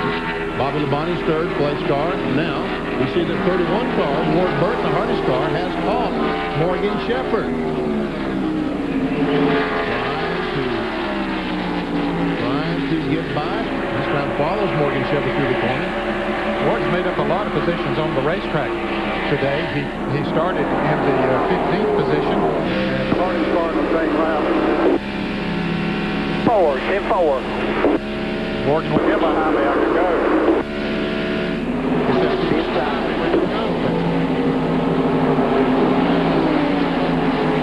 Clear. Okay, go see if you can get Jeff to stay in line with us for a little while. Camera from right underneath the rear bumper of Morgan Shepherd Sitco Ford as he looks back. This camera has the capability of revolving 360 degrees, and it's going to have to revolve about 9. The other side. He's on the inside, Morgan, on the inside.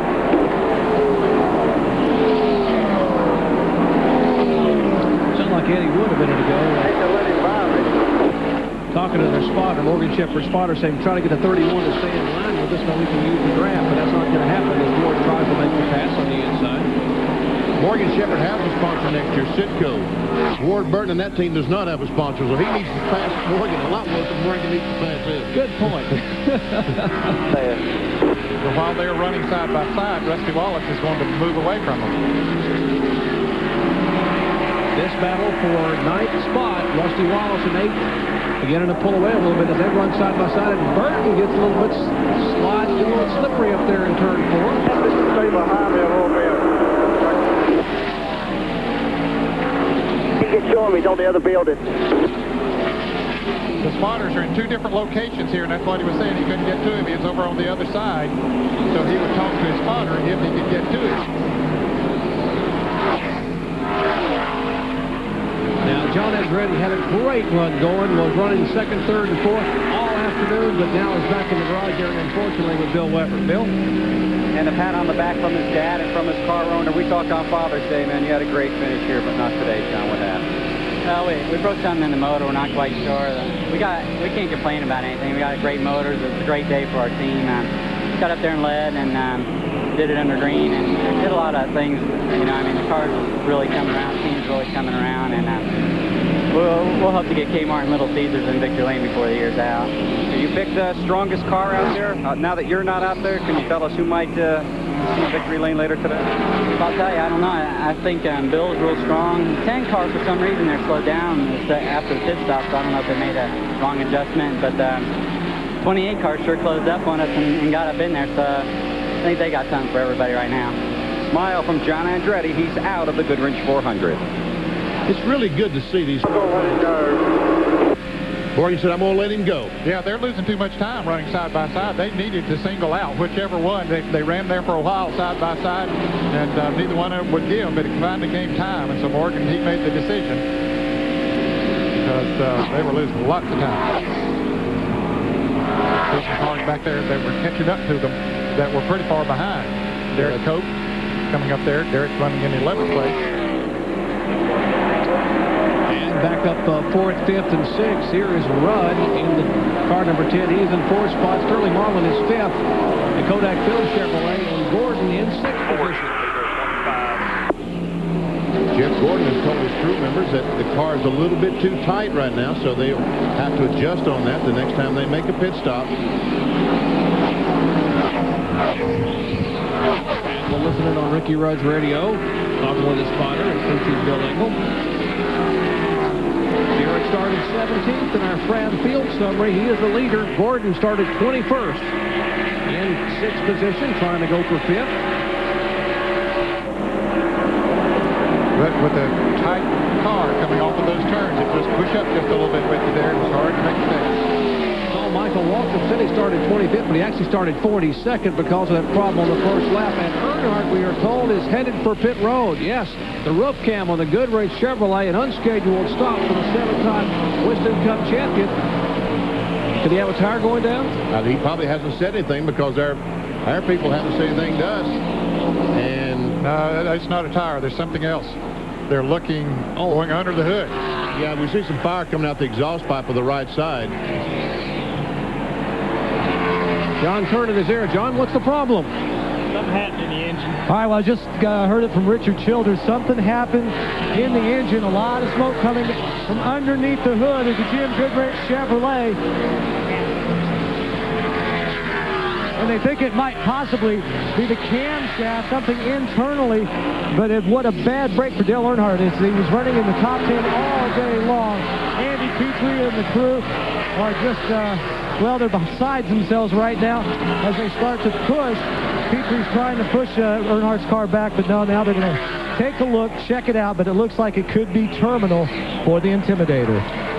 Incredibly, this would be his 3rd consecutive DNF at Michigan. He finished, remember, 35th back in June, had that accident in turn 3. Last August, he finished 37th, and if they can't get this fixed, it'll be his 3rd consecutive DNF. In fact, he would now have 4 finishes of 20th or worse in the last 6 races. Ned, you know why I knew that something terminal was wrong with the Earnhardt car?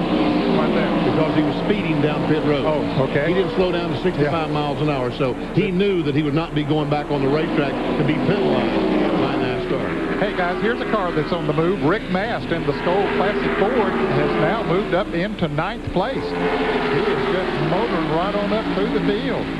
And then he started way back in 37th spot. And remember, a year ago, Mast had a great run here. He finished third behind Bodon and Martin in this race back in 94. But hey, John Kernan, Rick Mast is having a great run. Yes, he is. And, Jerry, if you would have talked to him yesterday after second-round qualifying, you would have thought that the world had ended. I walked in to grab a little lunch with him, and Rick just looked down at the dumps. I said, Rick, you don't look like you're in a good mood or having any fun. He said, I'm not having any fun. The car just is not running. So they made some changes before the last practice yesterday. They weren't satisfied with the way it was running after that. So this morning, he, Richard Jackson, Kevin Henry, put their heads together and changed just about everything suspension-wise on that car. Also messed around a little bit with the fenders. And Rick said he thought the car might run well. I'm not sure he knew it was going to run this well.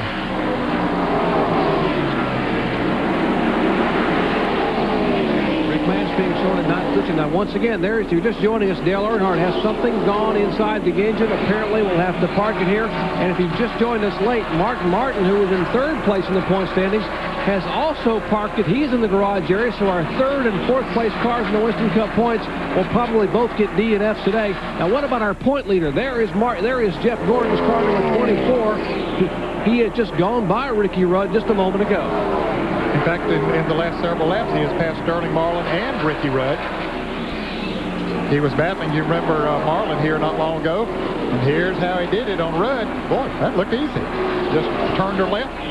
Pressed the accelerator, and away he went. Now back to live action, there we see that Jeff Gordon still leads Ricky Rudd, and Sterling Marlin is almost on the back bumper off Ricky Rudd. You know, a little bit ago we saw Ward Burton and Morgan Shepherd run side by side for a couple of laps, and finally Morgan said, I'm going to let the 31 go. Well, the reason that Ward Burton pressed the issue so hard was, look, he's caught Rusty Wallace, and where's Morgan Shepherd? He knew that he had a much better race car than Morgan did, and that's why he pursued it so hard. And Morgan now realizes why the 31 car stayed alongside him for a couple of laps. Yeah, Morgan couldn't keep up with him once Burton got in front of him. And Dale Jarrett being shown as our leader as we approach the halfway mark. 93 of 200 laps complete. 107 to go here. Almost halfway. Jarrett up front. Elliott in 2nd spot. It's Ford, Chevrolet, and Ford. Back in a moment.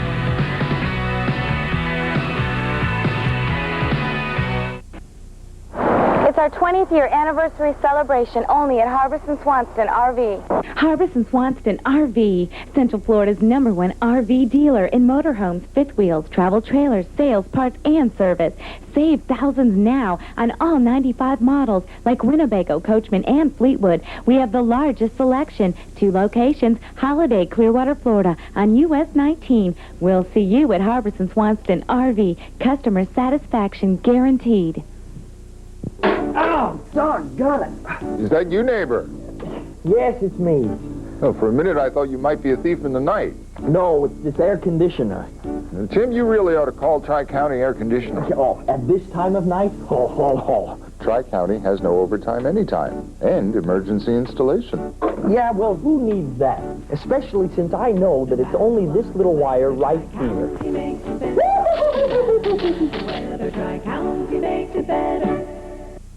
A lot of problems throwing out runners trying to steal third, especially with a right-handed hitter at the plate, the ball inside, and he has to step out and throw around the hitter. This weakness has been exploited by some of the slowest runners in the entire league.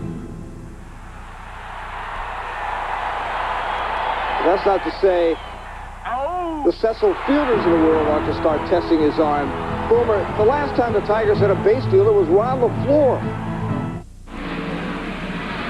Back in Michigan, it's trivia time. Take a look at this fan brought a picture from about the early years, pre-World War I, got to be anyway.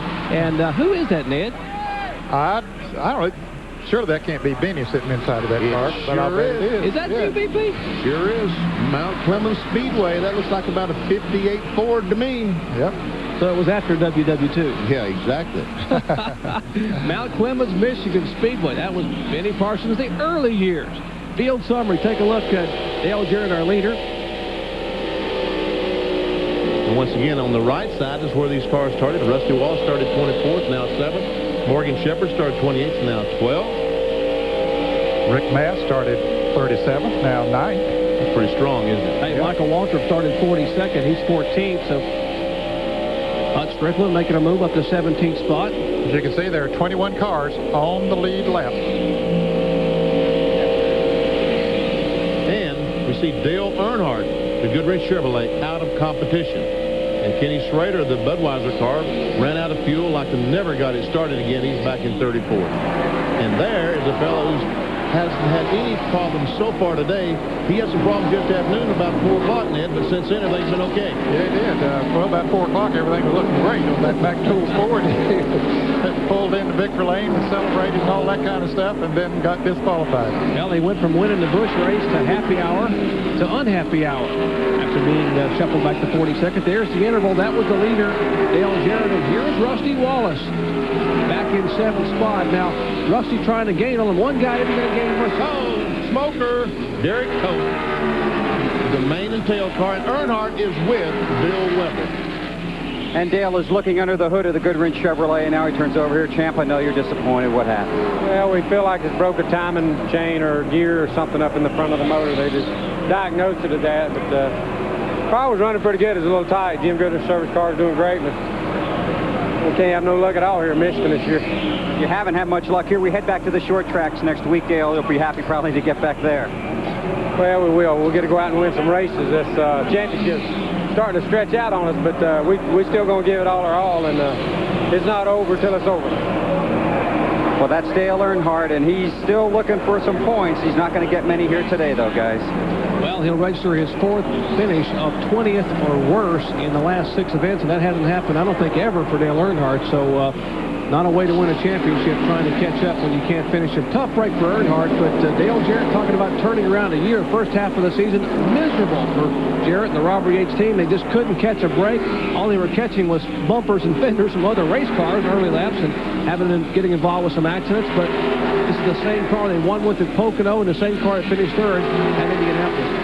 18 and 24 moving up. Yeah, 24 is the one that's moving up on Bobby Labonte. Bobby had moved up pretty close to Bill Elliott. Now he's dropped back a little bit. But Jeff Gordon, after running behind Sterling Marlin and Ricky Rudd for a while, passed them, drove off and left them there. You see them come into the picture and now have run down the 3rd place car.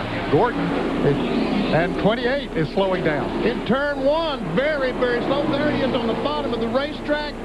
And the cars go by, and man, it continues for Dale Jarrett. And we are hearing a spotter said the word motor. It's the motor, and you can see the dejection right there. Incredible that things were going so well, and they all just sort of stand there stunned as they watch. They're watching the television feed via satellite, and Dale Jarrett's got to be stunned after what happened yesterday, the great day in being shuffled back to the back of the pack in the Busch event. They dominated here, and had that kind of race car and have it go away at the halfway point. Well, it has to be very disappointing, no question about it, because he felt good going into this race that the car was capable of winning the race, but you can see it goes down the front straightaway, and then all of a sudden he just pulls it down to the inside of the racetrack, and slows it down. And then, let me tell you something, his left foot was looking for that clutch.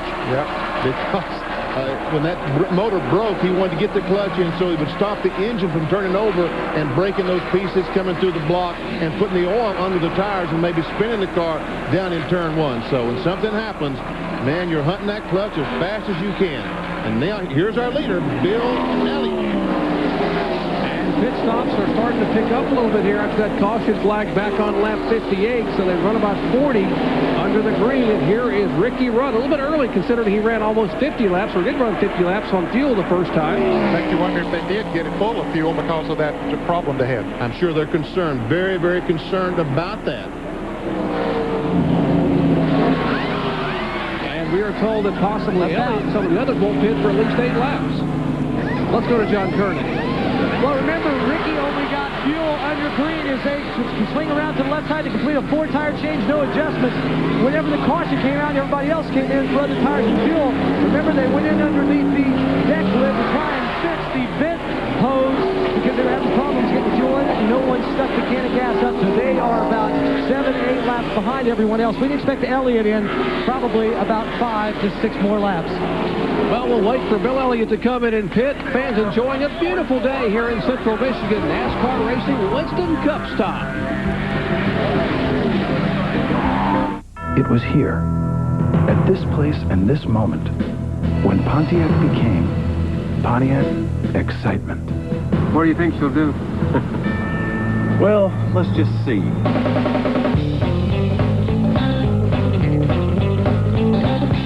Living up to that performance has taken us places we've never been, taught us things we'd never imagined, and set us on a journey that continues to this day. You can feel it in the supercharged power of Bonneville, the multi-valve response of Grand Prix, and the chorus of angels singing under the hood of every V8 Firebird. Now, most car companies would call this mission accomplished. But to Pontiac, the excitement is just beginning. What do you think she'll do? Well, let's just see.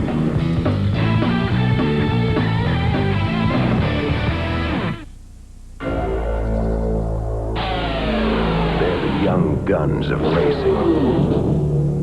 And on their Sunday afternoon showdown, these next generation superstars start with the next generation die-hard battery. The longest lasting die-hard ever. The same die-hard you can buy at Sears. Don't trust your Sunday drives to anything less. He's one of the most popular drivers in the sport, and he joins us following today's race from Michigan. Rusty Wallace will be along for another edition of NASCAR Shop Talk, a chance for you to purchase an exclusive line of Wallace collectibles following today's race from Michigan. Back at Michigan International Speedway, pit stop starting to take place. Sterling Marlin, our fourth place car, just came in a moment ago, as did Morgan Shepherd. Marlin taking on 4 tires. Shepherd took only right side tires. Here is Rusty Wallace in the pit. 4-tire change. The right side's coming off. As soon as it's flipped on, the jack will go down. He'll sprint around to the left side of the car, and it'll go up. Now, a lot of drivers going to change 2. A lot of teams will probably change 4, as Rusty Wallace is doing. And Bill Elliott will make his way, Ned, down pit road for his scheduled stop at 65 miles an hour. You see Dick Trickle pulling in. Here's Ted Musgrave pulling out in front of Elliott, as Tony Gibson and Mike Beam and the crew wait on Bill. You know, the significance of this, Jeff Gordon has now led the race. He gets the 5 bonus points, Winston Cup bonus points. And Gordon will be coming in next time, but meanwhile, Elliott's in the pits. Let's go to John. 108 laps into the race. Bill Elliott comes in. It will be a 4-tire change around to fight the car just a little bit loose. Tony Gibson making sure he gets the windshield wipe. And one of the straps, there goes the chassis adjustment in the right rear. One of the straps on the windshield has worked its way loose, and Tony Gibson has to get out some red tape, some of that 200-mile-an-hour duct tape, and tape it down. Bill Elliott is down and away. Look. As Jeff Gordon makes his way, he has to dodge a tire on pit road to enter his pit stall. Bobby Labonte is also headed down pit road. There you see Michael Waltrip going out of the pits as they change the right side, and that'll be a 4-tire change too for Jeff Gordon. And Bobby Labonte pitting further down pit road toward turn 1. They have changed right side tires. Jimmy Maycar and company now jack the left side of the car. 19.1 seconds. Wow. We just saw Bill Elliott had a 22 seconds, so 3 seconds that Jeff Gordon has gained. But here is the real race. These fellas should be pretty... Now, Gordon, having the acceleration and momentum going, is going to drive away from Labonte as they leave the pits.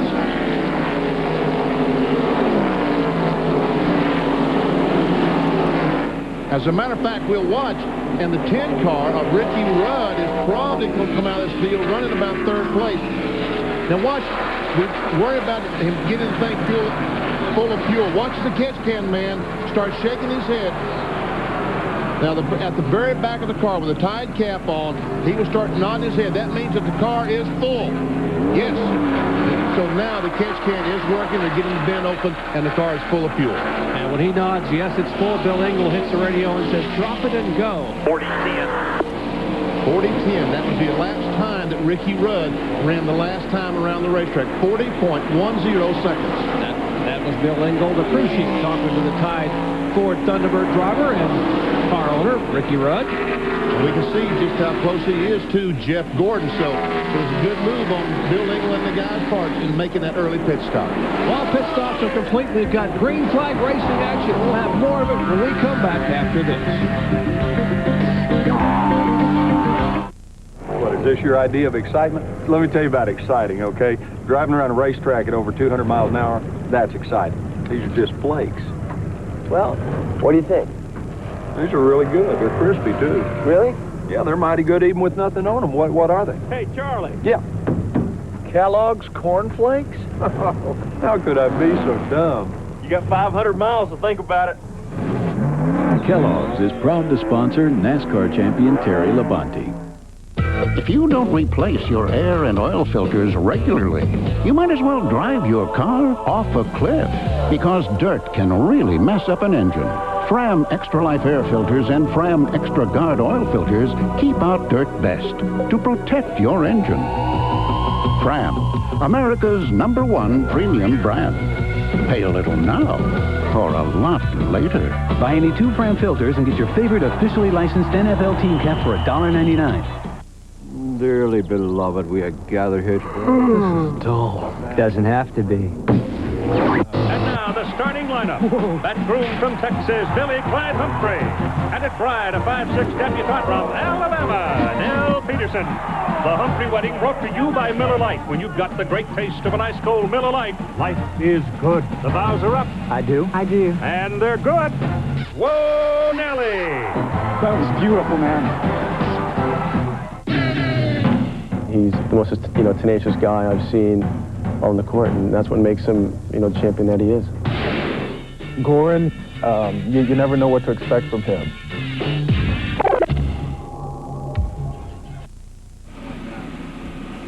A full weekend of racing gets cranked up on Friday. We go to Thunder Valley, Bristol, Tennessee, qualifying for the Winston Cup at 6:30, followed by the Busch Grand National Series, Food City 250 at 7:30 p.m. Eastern. Hey, Bob Jenkins wrapping all up on Speed Week that night, along with Gary Lee at 12:30 a.m. On Saturday, Dave Despain will take you inside and upside down in NASCAR Today, followed by ESPN2's Lightning at 3 p.m. Eastern.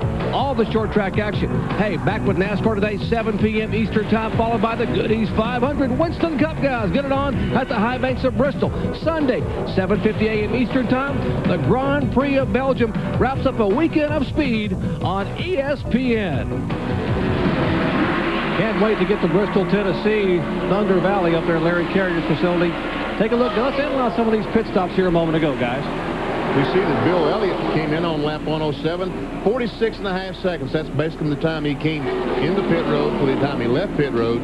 And Jeff Gordon, 41.9. So a little over 4.5 seconds better Jeff Gordon was than Bill Elliott. And now he's probably the same distance on the racetrack. As he comes in, we'll watch the Rainbow Warriors. The car goes up. Now watch the left front. Jackman comes around. We see the tire carrier making that chassis adjustment.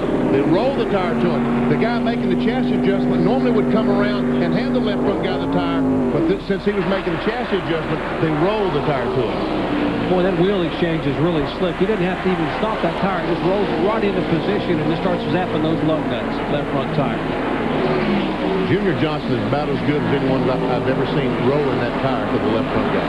Just so casually rolls it in there. Well, the young man who had a great day yesterday until the evening and had a wonderful day going up front today, he's in the garage with Bill Weber. That would be Dale Jarrett. He was sitting here graciously signing autographs a few moments ago. He sensed change. Obviously, you're disappointed, Dale. What happened? Something happened in the engine. Felt something as I went into turn 3, and I started losing power, and then I looked down, I had lost the oil pressure. So something internally, it's a real shame. The Texaco Haviland Mac Tools Ford was just awesome, I tell you. It was just handling perfect. The engine was running great.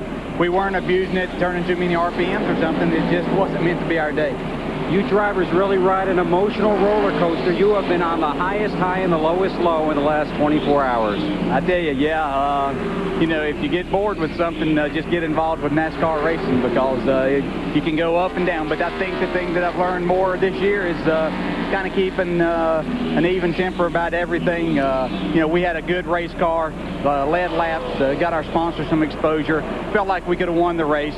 yesterday was an unfortunate situation. We had the best car again, and we did win that, but it was taken away from us by a rules infraction that NASCAR says we didn't apply to or comply to. But yeah, it goes up and down, but I'm happy. It's just unfortunate for these guys. They worked hard to get us a good race car, and I had an awesome car. Dale Jarrett, always a smile, back upstairs. Ted Musgrave, and we see Jack Roush talking to Howard Comstock, and they're under the hood. So, hey, 3 of the top 5 in the point standings having problems. Take a look. Gordon, who is our point leader, is leading the race. Marlin is in 4th spot, but Martin and Earnhardt have both back in the garage area with apparently timing chain problems, and Musgrave in the pits. He currently started 31st, and he may not get to finish today. So 3 of the top 5 could be DNFs, and boy, how would that change the point race? It would change drastically. It would change much. The point chase, I should say.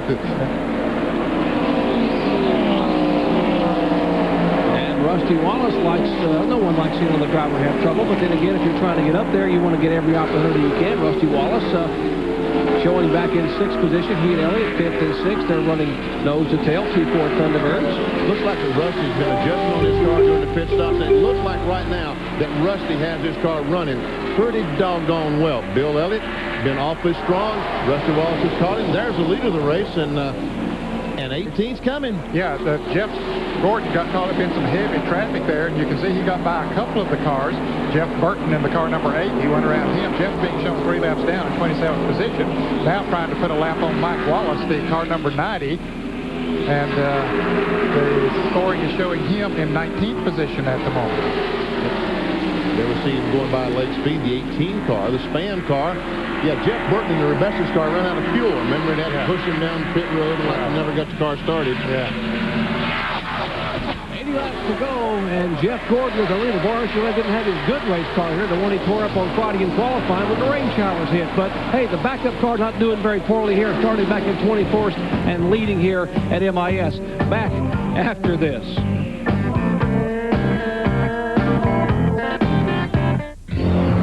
NASCAR drivers say there's no track in the world that's tougher on brakes than the one in Martinsville, Virginia. So when they take the green flag here, they all have one thing in common, the same brand of brakes.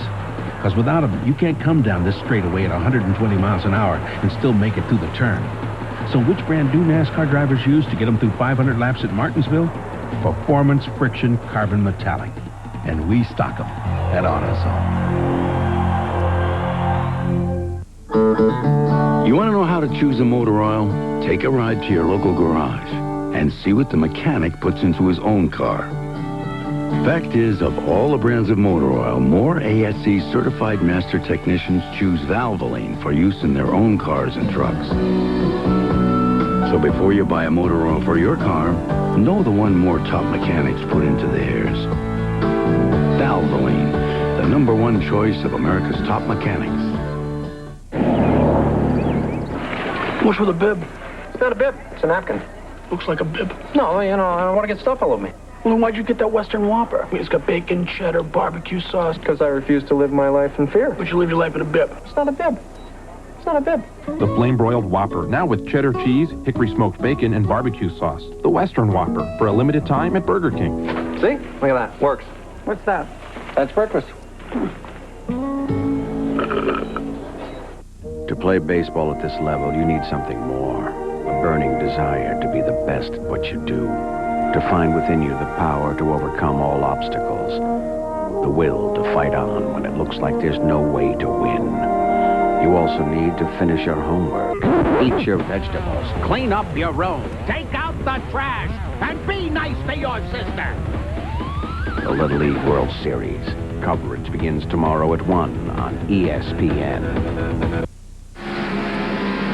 NFL preseason continues on ESPN Thursday night from Three River Stadium as the Philadelphia Eagles battle in-state rivals, the Pittsburgh Steelers. Steelers looking to get back to the AFC Championship game, but the newly acquired Eagle Ricky Watters adds depth to the running game for Philadelphia. Live NFL action Thursday, 8 p.m. Eastern on ESPN. Mike Patrick and Joe Theismann will have all the action from Three Rivers coming up Thursday night. And nothing has changed. Jeff Gordon is still leading the race in the DuPont car, and the Interstate Battery car off Bobby Labonte is still running second.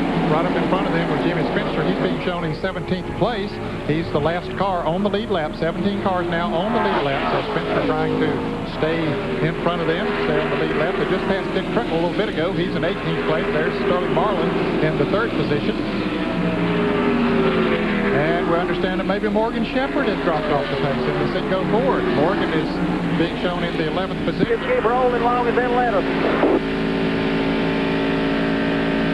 Evidently he's lost a cylinder because they said let's keep rolling as long as they'll let us. A lot of caution flag. Yellow. Got a yellow. There you see the car number 21. We are told debris on the racetrack as Morgan Shepherd's car not under full power. Let's see if Spencer can get his lap back. Jeff Gordon has just passed him. He'll race hard to try to get back in the lead lap. Let's see if Gordon's going to play hard-nosed with him and keeping that lap down. They always did me, Ned, didn't they? Yes, sir. Yeah, they always did. Spencer's trying, but he's not going to be able to make it. Nope. Second caution flag of the day here at Michigan International Speedway. Debris on the racetrack. We're told up in turn 4 here on lap 128. And another driver in the top 5 has had to call it a day. He's back in the garage area with Bill Weber. This is Ted Musgrave, the other Roush Racing driver who's come to the garage. Ted, carburetor problems for your car? Well, we're hoping that's all it is. It started out pretty good, and then all of a sudden you start losing power. And the further we went, the less we had, you know, and finally start popping and banging. I could hardly even run. So our DNF record just may fall at once here, but the guys are working hard. We're going to keep trying to get this thing going here. You know, the Family Channel car's been up in the point standings all year, and we've been really doing good, so these guys won't give up. Neither will Ted Musgrave, 5th in Winston Cup points. Guys, coming into the day, only 3 drivers in the top 40 in points had no DNFs. They were Mark Martin, Ted Musgrave, and Sterling Marlin. 2 of those 3 possibly will get DNFs today, and the only one will be left would be Sterling Marlin, who currently sits in 3rd spot. Pretty good breakdown, points earned by track. Gordon, his weakness seems to be the short tracks. If he has a weakness. Yeah, he's only 4th overall in points at the short tracks. Martin, that seems to be a strength there coming up, of course, to Bristol, coming up in some short track races. There are 10 events left, 4 on the short tracks, 6 on the speedways. Meanwhile, we're going to be seeing some pit stops, but they can't go the rest of the way, so we'll see if someone would change 2 tires, 4 tires, what they might do. I expect most of them will change 4 tires here right now as we see Jeff Gordon peel off into the pits, and then Bobby Labonte and Rusty Wallace. Rusty Wallace crew is usually very, very fast on pit road. Their right side is down. Let's go around the left. Also, Jeff Gordon's right side was down, but Rusty Wallace is back farther than Gordon, so we see Gordon is moving, Rusty's moving. And there's a tire going across the middle pit road. Bill Elliott is going to take the lead. Yeah, he beat them all out. Sterling Marlin and Rusty Wallace very close. Who was to that line first? The white line at the end of pit road. You see that old tire? The loose wheel. Somebody's right rear tire looks to be off the X-side car. Someone going to retrieve it. Jeff Bodine's team. We're under caution for the 2nd time today. Yes, you picked a fine time to leave me, loose wheel.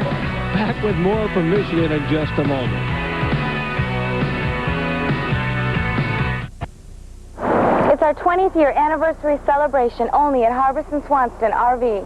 Harbison Swanston RV, Central Florida's #1 RV dealer in motorhomes, fifth wheels, travel trailers, sales, parts, and service. Save thousands now on all 95 models like Winnebago, Coachman, and Fleetwood. We have the largest selection. 2 locations, Holiday, Clearwater, Florida on US 19. We'll see you at Harbison Swanston RV. Customer satisfaction guaranteed. The heat is on. The heat is on now at your local Mercury dealer during the Mercury Clearance Countdown with hot deals on some of the year's best cars, like the hot new Mercury Mystique, a Car and Driver 10 Best starting at just $15,850. That's over $1,500 less than Altima and Accord. Plus, Mystique has features you can't get on the competition and a hot lease rate. So come in now while the deals are hot during the Mercury Clearance Countdown at your local Mercury dealer. The heat is get busy with what we do every week. However, there's nothing more important than spending time with your family. Good night, air. Good night, noise everywhere. Take a moment and do something special with your family. You should never be too busy. Thank you, Daddy. Thank you, Daddy. This message brought to you by NASCAR. The teams, the tracks, the drivers.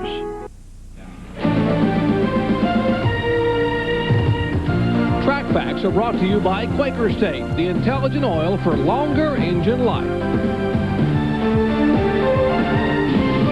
Inside Steve Grissom's car at Talladega, see the RPM indicator, 6,500 RPMs. Here at Michigan today, that RPM indicator would read over 8,000 RPMs. Here's something else that turns 8,000, the drive shaft. It runs from the transmission all the way back to the gear.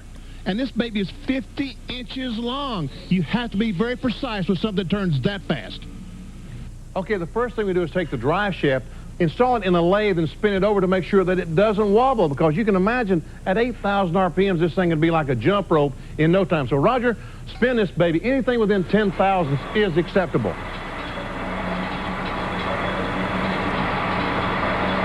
We can see about 5,000 of an inch is all the wobble this drive shaft has. One more thing let me point out. If we can get this drive shaft to stop at the right place, it looks like we did. The drive shaft is balanced. That is a weight that balances a drive shaft, one rear and one front. Notice the aerodynamic sides to that, because it doesn't catch too much wind as this drive shaft spins at 8,000 RPMs. One other thing, the universal joints. They're using a new U-joint these days. Let me show you the difference. This is a universal joint of yesteryear. After each race, the teams would come in, insert a grease gun in there, and shoot some grease inside this universal joint to lubricate the bearings on either end. The problem, when you drill the holes through this cross, you made it weak. Today, no grease fittings. This baby is solid. And you'll also notice that it's much bigger, stronger, and larger. And with the increase in RPMs and horsepower, who knows where we're going? We might be back here next year with a continuing saga of the drive line. And Benny Parsons, a little bit of episode of As the Drive Shaft Turns. Benny, thank you very much. Got to be balanced, right?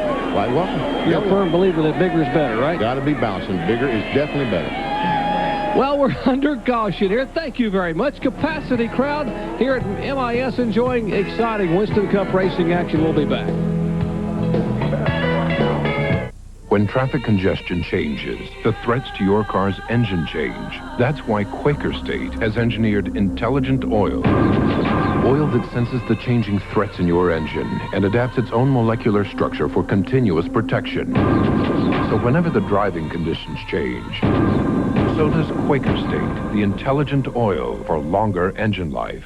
Now, get up to $6.60 back by mail when you buy a case of Quaker State, or up to $2.75 back by mail when you buy 5 quarts. I learned to change oil with my dad out in the driveway when I was little. We always went to Walmart for just about anything. I buy my oil by the case at Walmart. I buy Quaker State.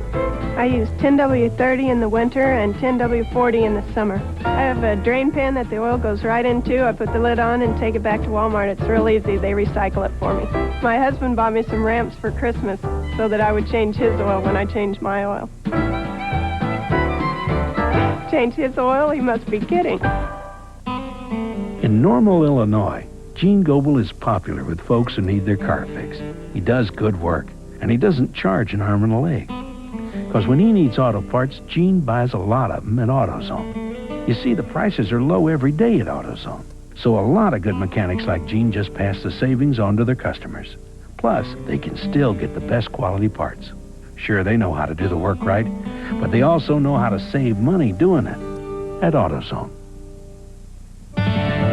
Man has always been fascinated with speed. But winning is more than a flash of speed. It's a measure of skill. A test of guts.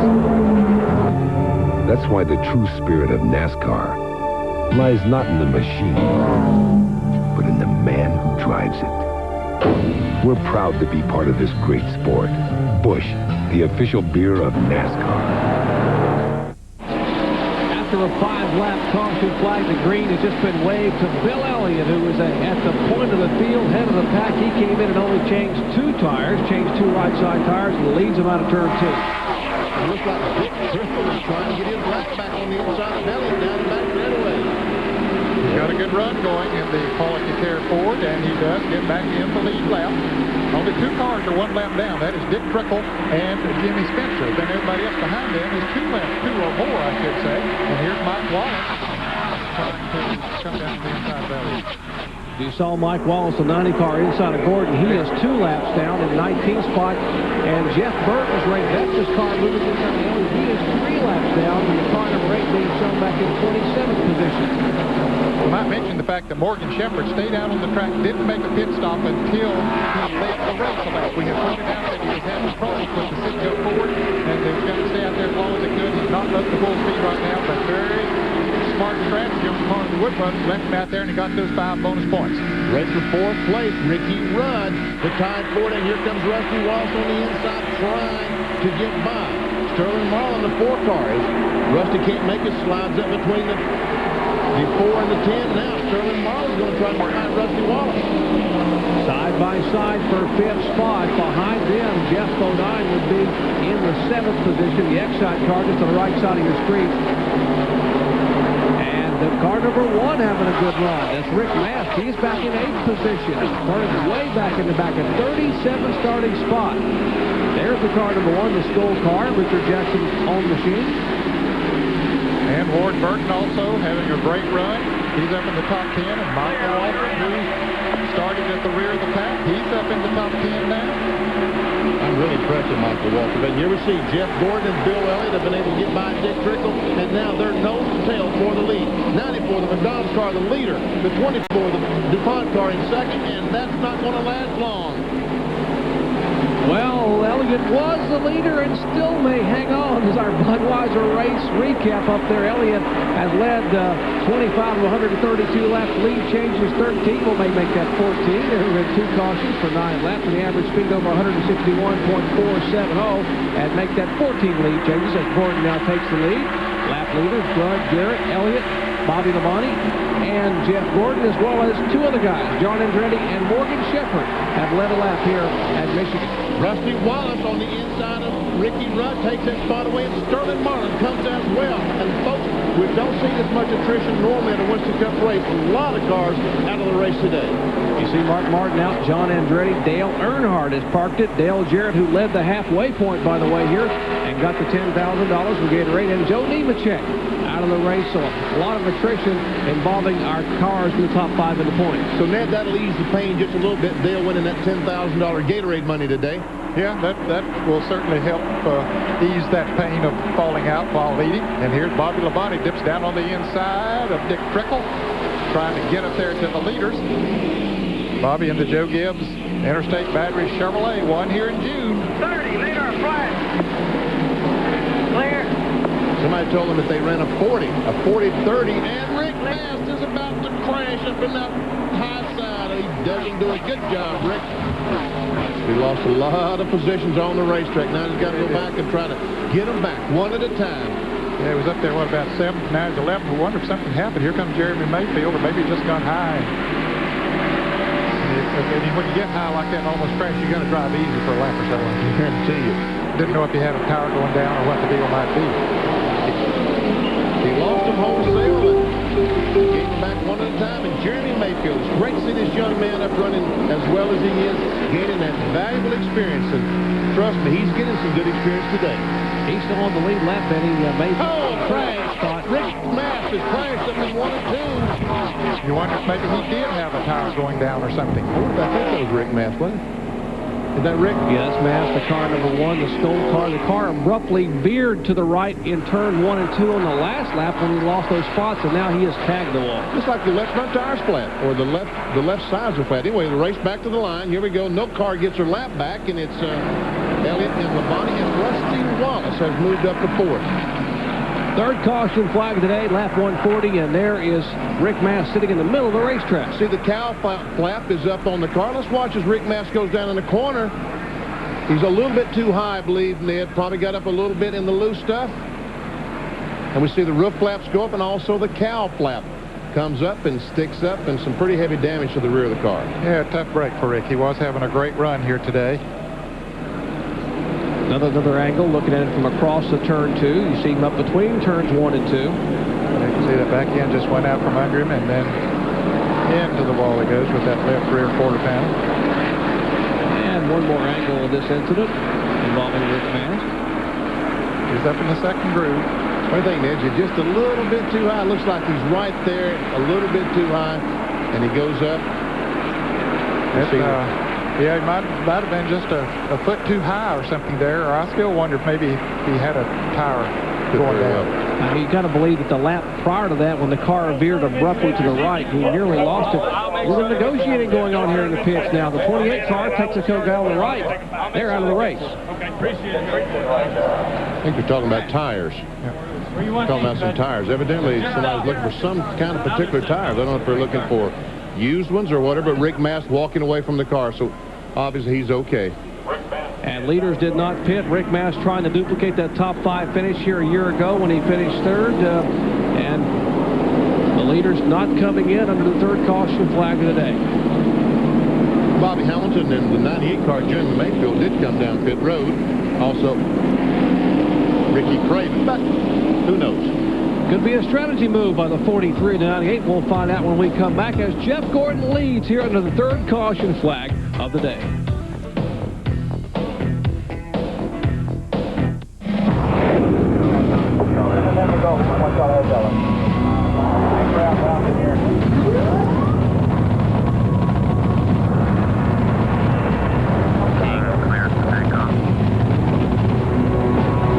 Kenny Bernstein's Budweiser King Top Fuel Dragster.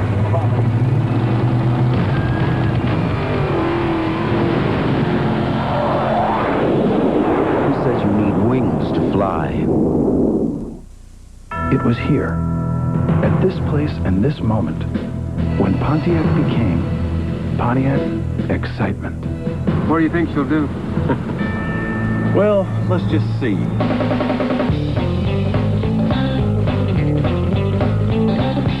Living up to that performance has taken us places we've never been, taught us things we'd never imagined, and set us on a journey that continues to this day.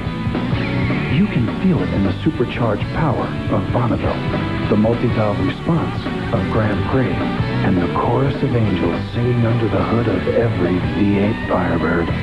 Now, most car companies would call this mission accomplished. But to Pontiac, the excitement is just beginning. What do you think she'll do? Well, let's just see.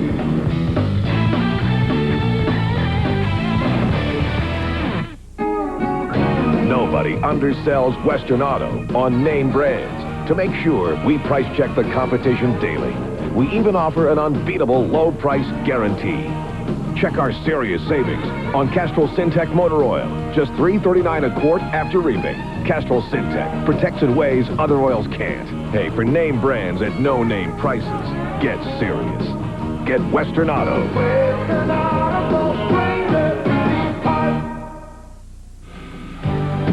Our Speed Road coverage of the GM Goodwrench 400 is being brought to you by Kellogg's. Kellogg's Corn Flakes is proud to sponsor NASCAR champion Terry Labonte.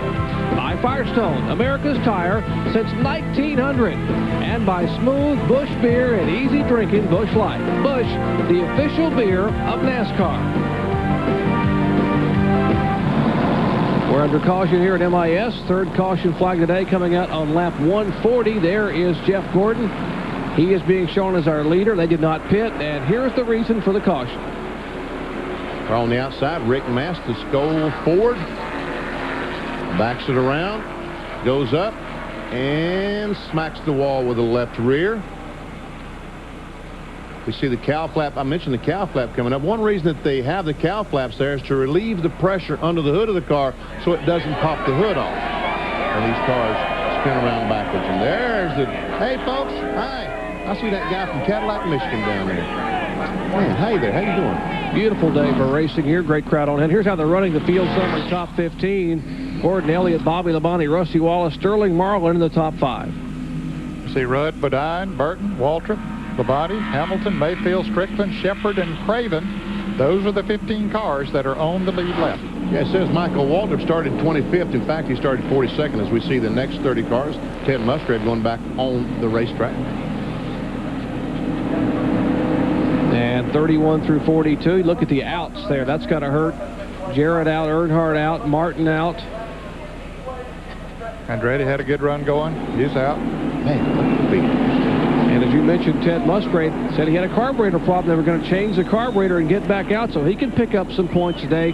Still 5th in the point standings. It's easy to see this is a Southern sport, isn't it, Ned?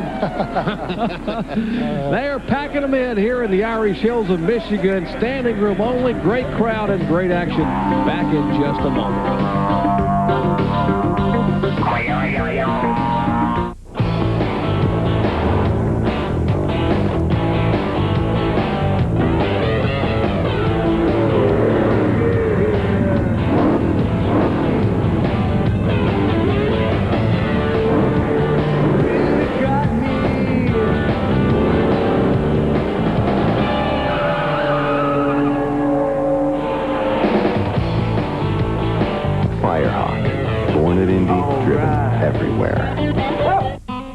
At AutoZone, most of our customers are folks who like to work on their cars themselves.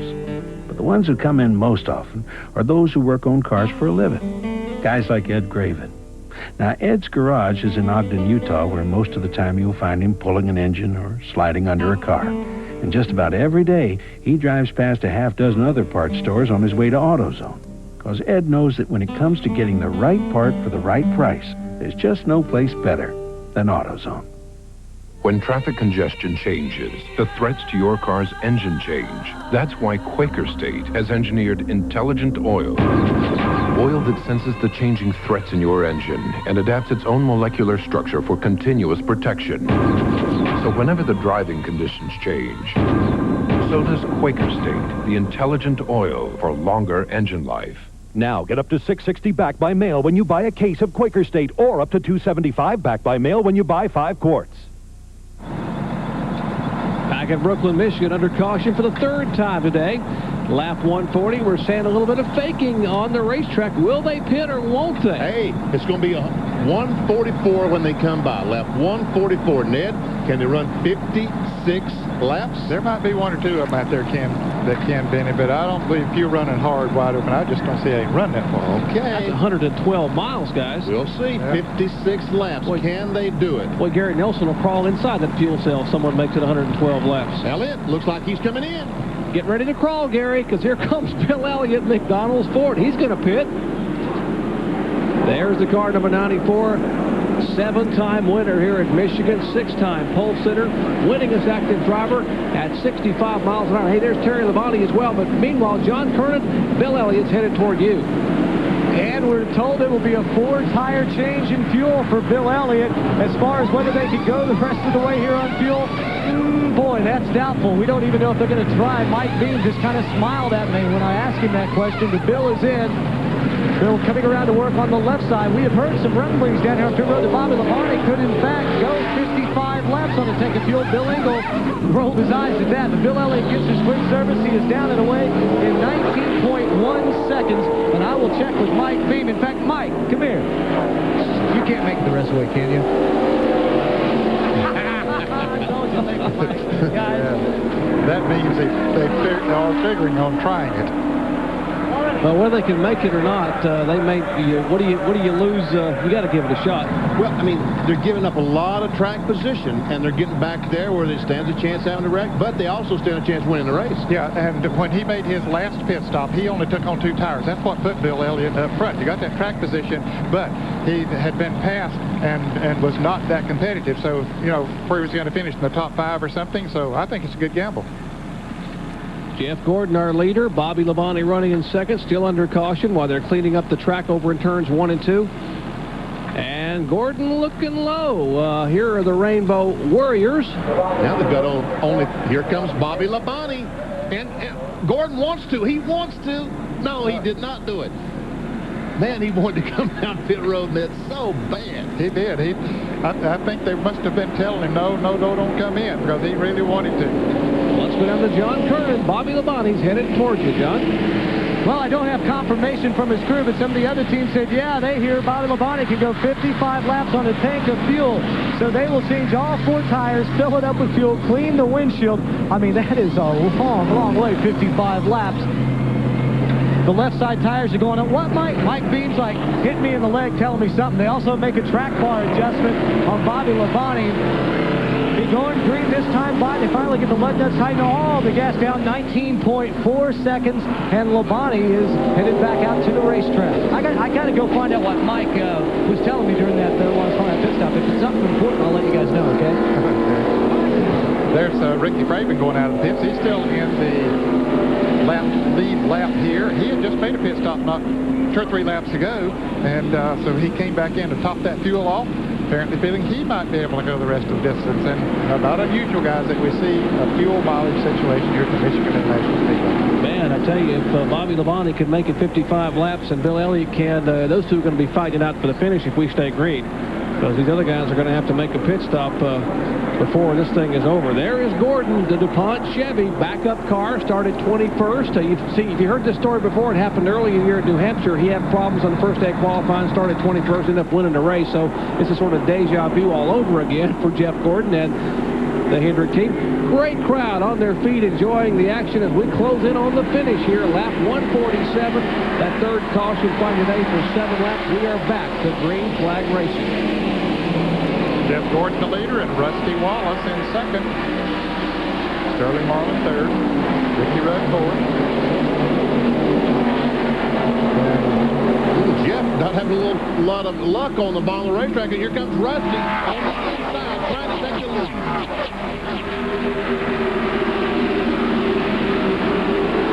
Got the help of his brother Mike Wallace on the inside, and Rusty Wallace will go to the front. It looks like maybe Jeff Gordon had some buildup or something on the tires, and the car did not stick that well down in 1 and 2.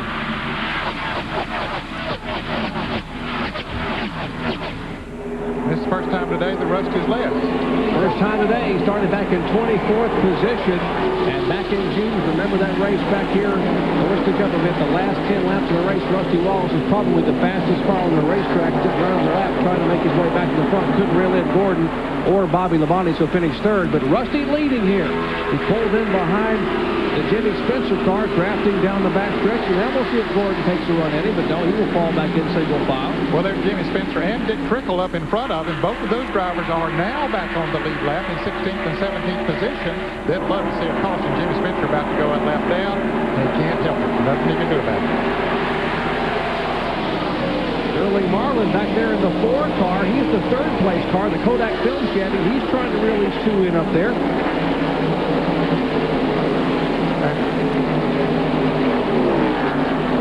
And how about the 31 car? He has moved up to 4th place now. He passed Ricky Rudd a lap ago and moved Rudd back to 5th place.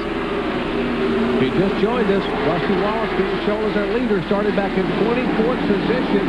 John Kernan, Bill Weber, Ned Jarrett, Benny Parsons, yours truly, Jerry Punch, calling you live, bringing you live Winston Cup racing action from Michigan. Now, Bob Jenkins is not with us today, had a death in the family, and certainly we wish the best to Bob and Pam Jenkins.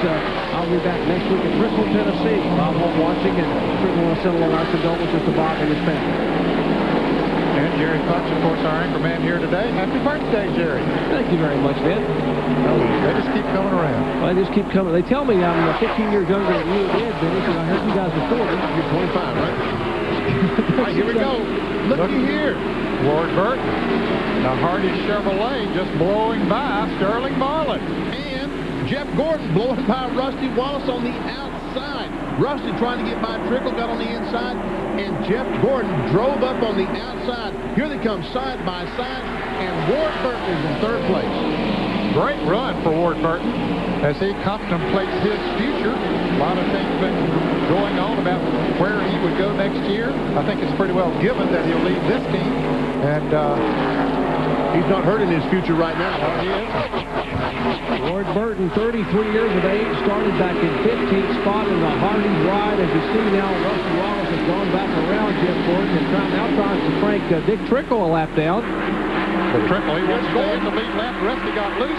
Gordon will drive by, and here comes Ward Burton. He'll do it too. Whoa, they're 3 wide, and now Marlin on the bottom of the racetrack. And here comes the 10 car.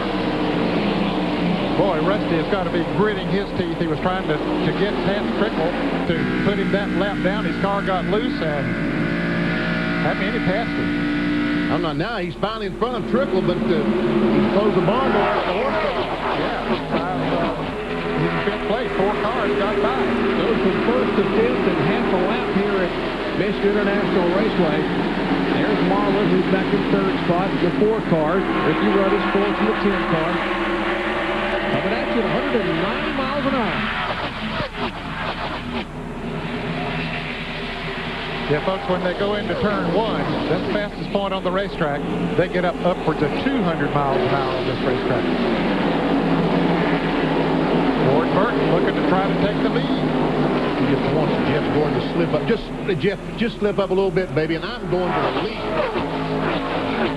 Jeff doesn't slip. Ward Burton's best finish in 1995 was a ninth at Rockingham, looking for his second top 10 and possibly his first top 5 or maybe even his first win. It is Gordon and Burton, Marlin, Rudd, and Wallace in the top 5. When other dealers say they can't, Cox can. We say yes when other dealers tell you no. Yes, we can give you more for your trade. We can find the vehicle you want. Yes, we can make financing easier. We can provide the best selection of new and used cars and trucks. We can provide the best service, including Saturdays. And yes, we can beat the competitor's price. So don't let other dealers tell you no. Come to Cox Chevrolet and Cox Geo because yes, Cox can.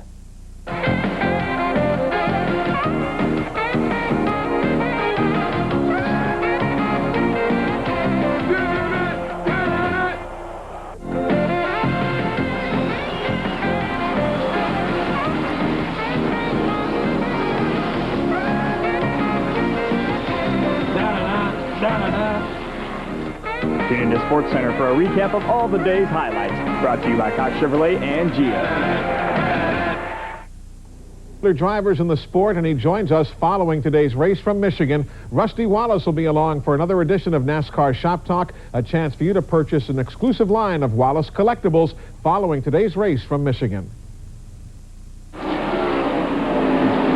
at Brooklyn, Michigan, Rusty Wallace, who just made a pass a moment ago for third spot, slips high, and Ward Burton moves to the inside. Rusty and Ward almost tangled, and Ricky Rudd got the best.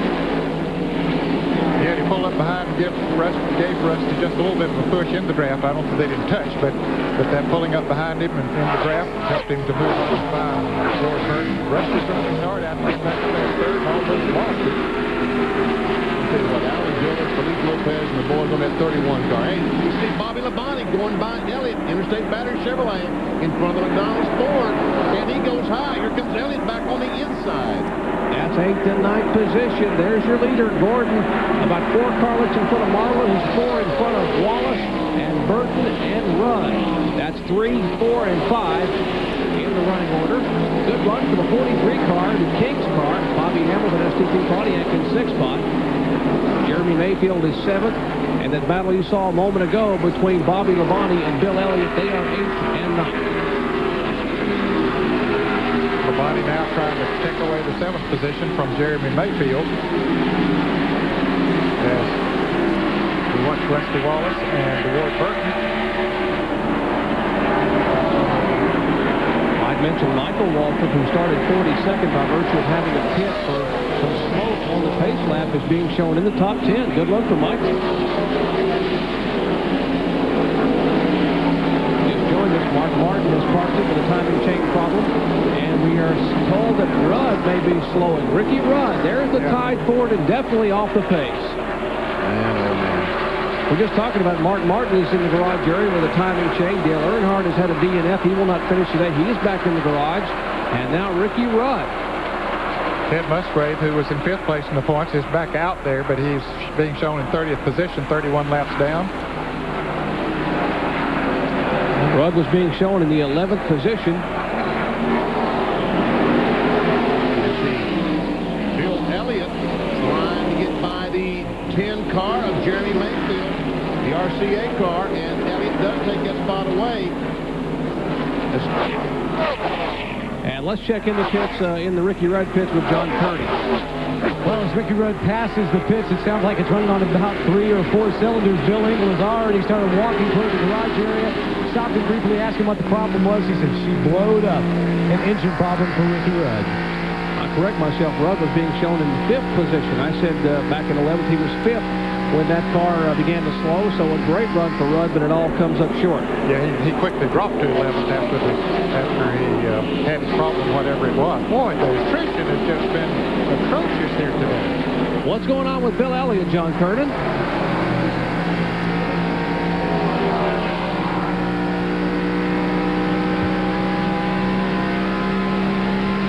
Well, Bill Elliott, remember we asked Mike Beam if he could make it the rest of the way, and Mike told us, well, I don't really know when they're done their figuring, and they're only a lap or so off of it. So what they have told Bill Elliott to do, to draft whoever he can, try and save some precious fuel to make it the rest of the way. As far as Bobby Labonte goes, Jimmy Macar's crew chief said, no problem. We can make it the rest of the way without any difficulty.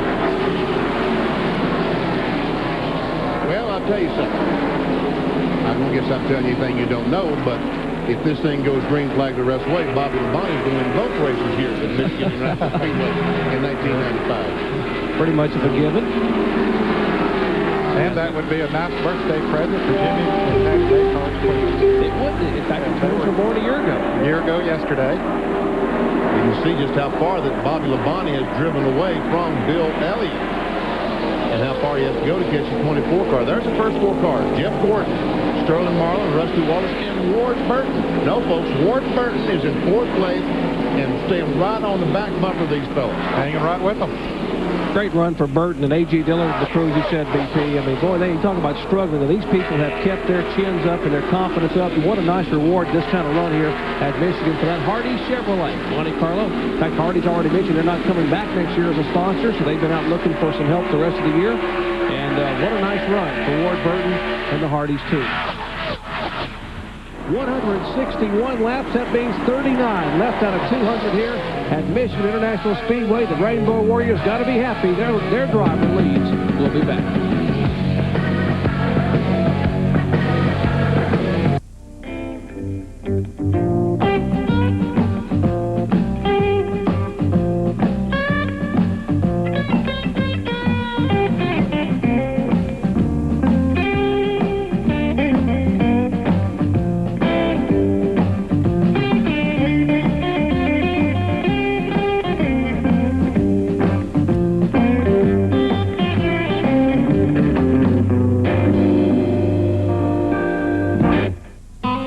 Floyd's Knobs, Indiana, people drive for miles around just to see Don Ballard.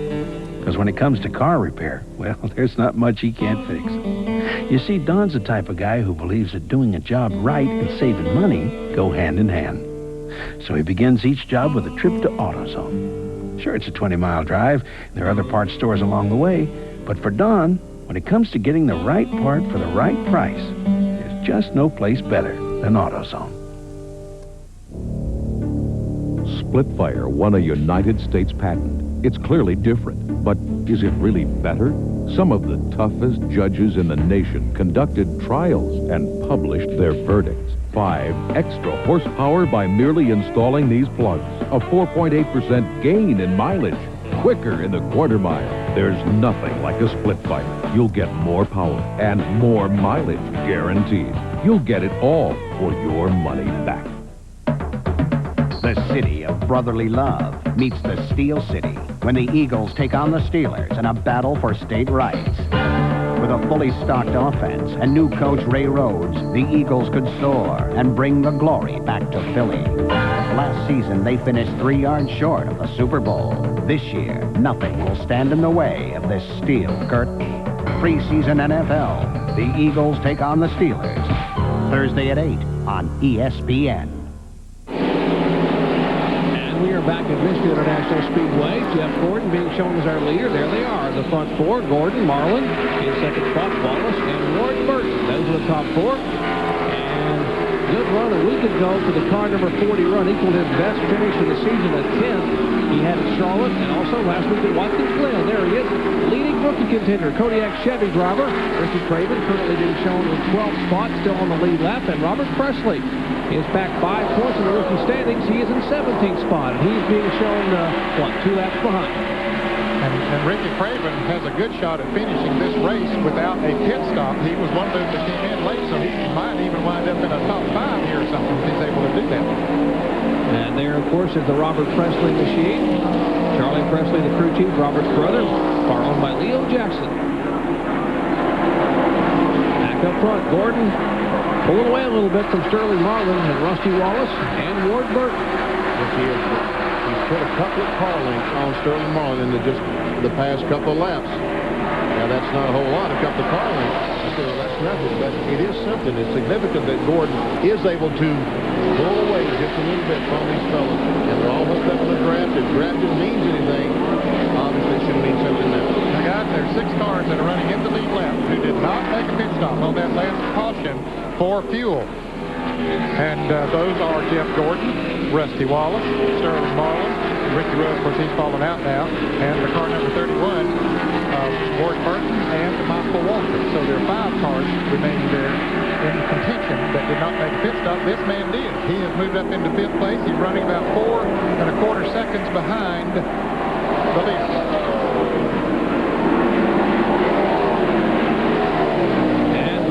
They may have seen a little puff of smoke out of the 31 car. NASCAR apparently conferring, and we have not seen it as yet on our shots of Ward Burton. There's maybe a little bit of a wisp of smoke. We'll take a look at that Hardy Chevrolet. Well, it's not hurting his running because he's hanging right there with Rusty Wallace. Haven't seen anything yet come out of that car.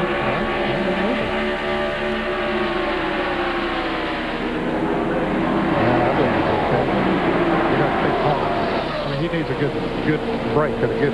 He's having a great run. He needs a good break to finish this race.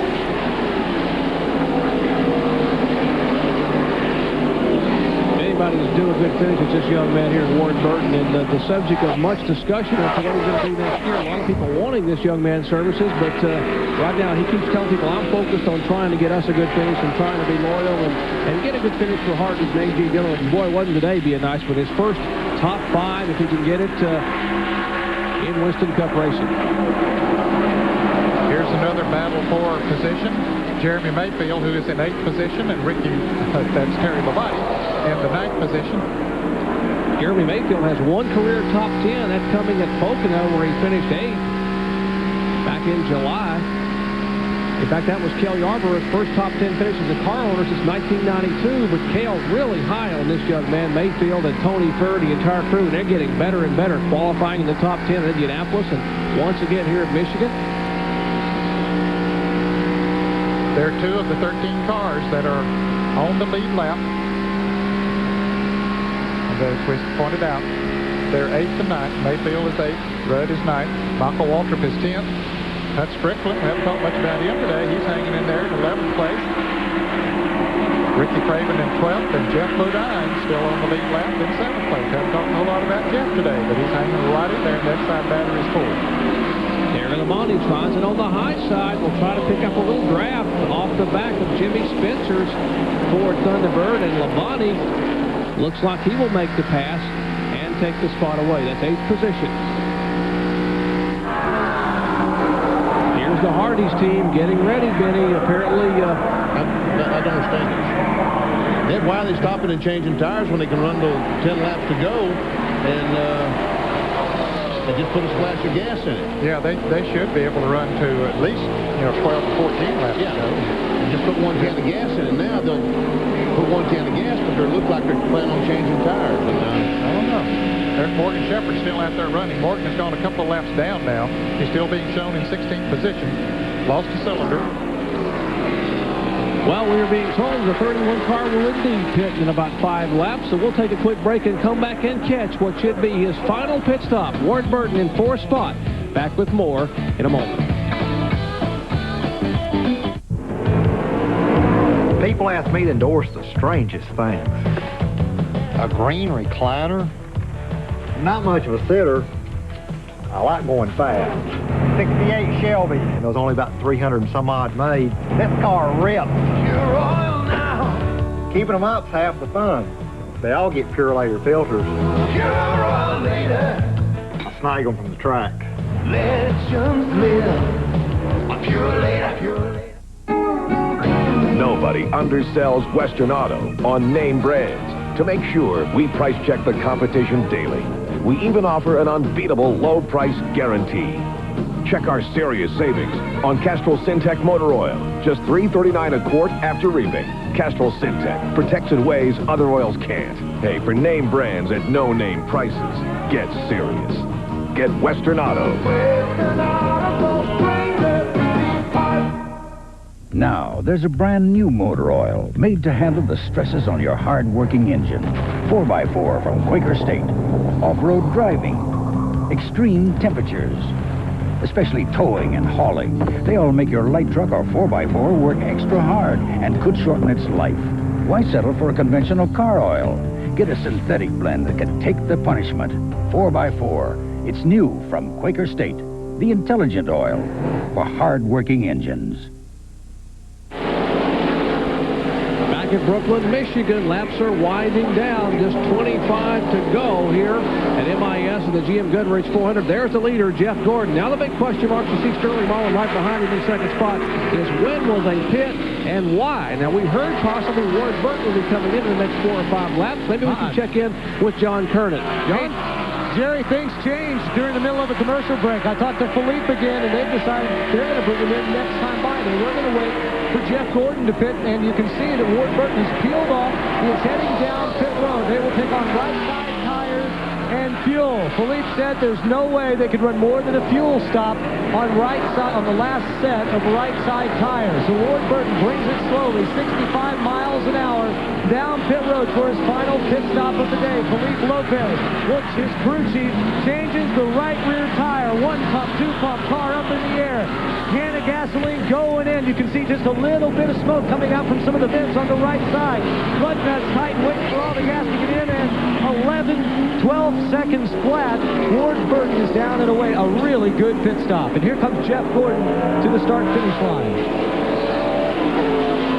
So Ward Burton will go a lap down, I think. I don't know if he'll be able to get his car back up to speed before the leaders. There comes the leaders. And we see Ward. He'll be exiting turn 2. Maybe he can stay in the lead lap. We'll see. I believe he will be able to, Benny. You get your speed up pretty quickly here at the Michigan International Speedway. Certainly better than Daytona or Talladega, where you have the restrictor plates on the engines. And remember, he has those fresh right side tires, so he should be able to run a little bit faster. Maybe this is not bad strategy coming in this early and putting on those new tires. Get the best out of them for as long as you can. And then when the others come in, and Rusty. Yeah, let's see what they're going to do now. If they're going to, they might try the same type of strategy. Let's go back to the pits and Bill Weber. Well, we're waiting for Sterling Marlin, Rusty Wallace right behind him. I'm a little surprised down here. I thought that the 24 and the 4 were going to fit together this time. Not the case. Sterling Marlin is in. Rusty Wallace is in. It is fuel only for these guys. Both cars. Fuel for the 4, fuel for the 2. Rusty in the way. Sterling gets the green light. He leads 8.4. Rusty pulls up right next to him, but will settle in behind him at the start. Now we got a drag race. And it's Kodak in the quarter mile by about 3 car lengths over the Ford of Rusty Wallace. But meanwhile, Bobby Labonte is still motoring around the racetrack, and he's not planning on stopping, right? Yeah. Michael Waltrip has just made a pit stop for right side tires on the Pennzoil Pontiac, and we heard Jeff Bodine may have slowed down. And there's the car number 7, last year's defending champion in this Goodwrench 400, and he's slowing down. He was being shown in 11th spot, and once again, that one-word response, motor. We've heard that a lot today. Yeah, been a lot of motor problems today. Most I've seen in a long, long time. Backside batteries Ford Thunderbird. Trying to get a top 10 finish. As you see Ward Burton coming by, that's the separation. Now Gordon is the leader. Burton coming back up to speed, has about 15 car length separation, staying on the lead lap. Now, the good news for Jeff Gordon and his fans are that he's pulling away from Bobby Labonte, who has moved up into second now, but he's going to have to stop. He's got to stop, and Bobby Labonte, he doesn't have to catch him. And maybe Bobby is not just barreling around there every second as hard as he can possibly go and conserving a little bit of fuel. Now, still, even though Jimmy Maycar, and I know he's your son-in-law, Ned, even though Jimmy Maycar said they can make it, Bobby Labonte, that's still 55 laps. Is not anything to sneak. It's 110 miles. Yeah, that's a long way to go with an under-restricted engine. But they have been known to get some good gas mileage on that Interstate Battery Chevrolet, and so I guess they're going to really give it the test here today. Well, here's the 4 and the 2 car. Marlin and Wallace, who just pitted, he came out of pit road exactly that way. Remember, the car number 31 had to take on tires. These guys had fuel only, so look what it means in track distance and track position. Here's the 4 and 2. Now, where's the 31? Waiting. Where's Ward Burton? He's coming. There he is.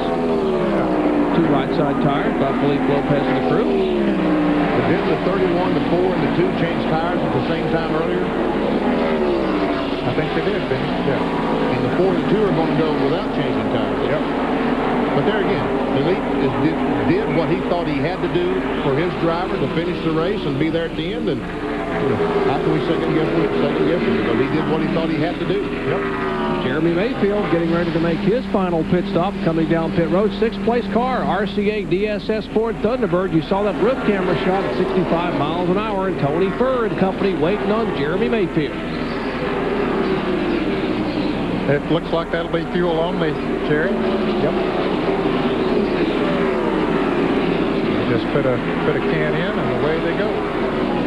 He has pitted on lap 140, so he has run 43 laps.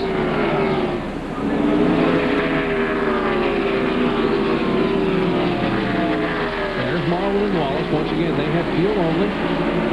And folks, take a look at this AutoZone off-track time stop comparing Ward Burton and Rusty Wallace. Both have 5 stops.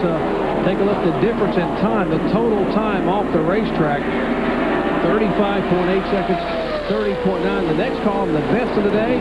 Rusty Wallace, that was his best stop of the day, and that's when he needed to have his best stop. 5 seconds better than Burton's best stop in total time off the racetrack. Maybe that's experience paying off a little bit for Rusty Wallace. Of course, we also have the fact that Burton changed tires. Yeah, Burton changed tires and Rusty didn't. Yeah, so that would certainly make a difference there. And it's 5 seconds on the race, 5 seconds in the pits, the difference, and that's about the difference on the racetrack right now. And what is 5 seconds on the racetrack? Well, we're going to show you. There is Marlin and Wallace in 8th and 9th position, and the 10th place car there is Ward Burton's Hardy Chevy. And the 24 car headed for pit road. His final stop, DuPont Chevy. 5-time winner, and Bill Weber, he's headed towards you. Lap 185. This is the NASCAR definition of flash and go. 3 seconds. Ray Everham counts it off. 1, 2, 3. They get the high side, and there goes Jeff Gordon trying to win here at Michigan. Splash of fuel, and Gordon puts it back in gear and drives it down pit road rather briskly, headed down to turn 1. 15 laps to go. Here comes Rusty and Sterling Marlin by the start-finish line. So they're going down in turn 1 as Jeff Gordon comes off turn 2. Will Sterling and Rusty be able to catch him? It doesn't look like it. Looks like Jeff will be able to, once again, be able to drive away. There we see. There comes Sterling and Rusty. So Jeff Gordon will have the advantage on these cars. But Bobby Labonte says he's not going to stop. Riding along with Rusty Wallace, he knows that laps are running out, and Bobby Labonte has got him right now where he wants him. The Interstate Battery Chevy is the leader. Back in a moment.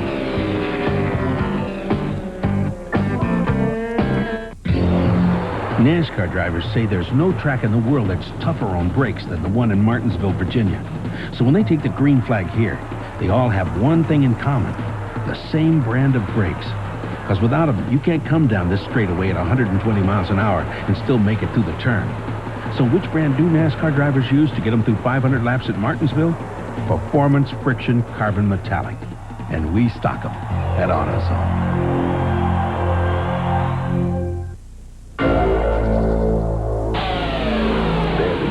guns of racing. And on their Sunday afternoon showdown, these next-generation superstars start with the next-generation die-hard battery. The longest-lasting die-hard ever. The same die-hard you can buy at Sears.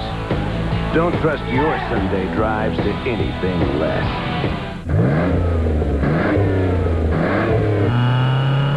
With new spark plugs, you get improved performance for a while. But only Bosch Platinum has a pure platinum center electrode that's heat-fused for an airtight seal. So Bosch Platinum reaches its self-cleaning temperature faster for full engine power over a longer performance life, which means you'll replace a lot of other things before you change your Bosch Platinums. Bosch Platinum, the ultimate spark plug. Well, this is it. Ooh, what a dump. Don't worry. We know a good handyman. What a dump. Can you help? Sure. Some primer, a couple of wing nuts. How's that? That'll work. Hey, can you miter cut those floorboards? Will do. Good news. The external beer tap is functional. Yeah! When you've got the great taste of an ice-cold Miller Lite, life is good. I could have done this. Yeah. And appropriately, we're riding along with Rusty Wallace because Shop Talk coming up next featuring Rusty Wallace. So hang around at the conclusion of our GM Goodwrench Dealers 400 with a little chat with Rusty. And Rusty currently running in 7th spot, but laps are running out, guys. Yep, we got 10 to go when they come back. This time, Bobby Labonte still leading. 9 cars now being shown on the lead lap. There is Bobby Labonte. Got about a 5-second lead over Bill Elliott, who is running in 2nd place. Terry Labonte has moved up to 3rd. He hasn't made a pit stop this year either, but he's one of those that made a late pit stop. Ricky Craven has moved up to 4th. Jeff Gordon, after his pit stop, is in 5th place. And then the other 4 cars on the lead lap are Sterling Marlin in 6th, Rusty Wallace 7th, Ward Burton in 8th, and in 9th place is Bobby Hamilton. And remember, Bill Elliott was one of the guys who pitted with 55 laps to go also, and Mike Beam wasn't real sure whether they were going to make it all the way. So actually, Jared, he pitted 1 lap before Bobby Labonte did, so he had 56 laps to go, even though it was under caution, but who knows, that 1 lap could make a difference. So he came in on lap 144. There's the 5 car of Terry Labonte. Our 3rd place car. And 4th place, car number 41, rookie driver, Ricky Craven. Larry Hendrick on machine. Craven in 4th spot, some 19 seconds back. There's Jeff Gordon going by Craven for 4th position. We will change that and make Gordon the 4th place car, Craven in 5th. Less than 10 to go here at MIS. Late speed evidently is going to the pits. He's waving his arms vigorously to Jeff Gordon and Ricky Craven, so it's like he's going to be making a pit stop, or just going to tell them that he is, yes, in fact, he is going in the pits. He's in 15th place, 2 laps down, late speed. And here's the 4 car and the 2 car, 6th and 7th. Sterling Marlin, Kodak Film Chevy is in 6th spot. Rusty's in 7th position.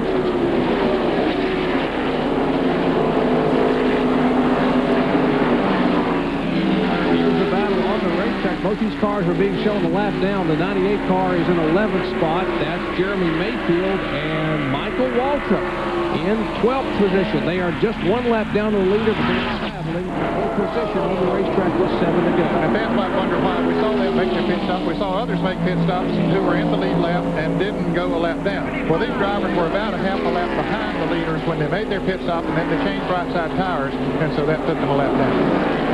Just a little bit longer. Just 9 cars on the lead lap.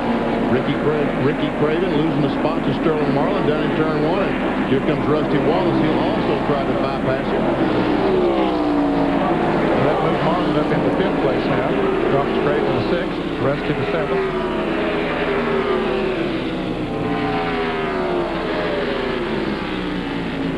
Craven still stands to get his best finish of the year here.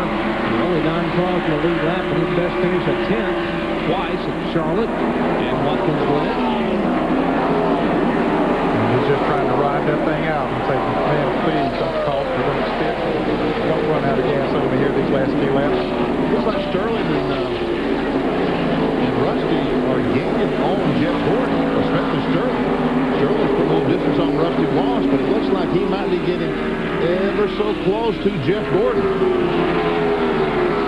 And we've gotten word that Gordon is very, very loose. He apparently radioed the crew and said this car is sliding out here. It's quite a bit loose, so obviously he can't drive in as deeply as he'd like. Looks like.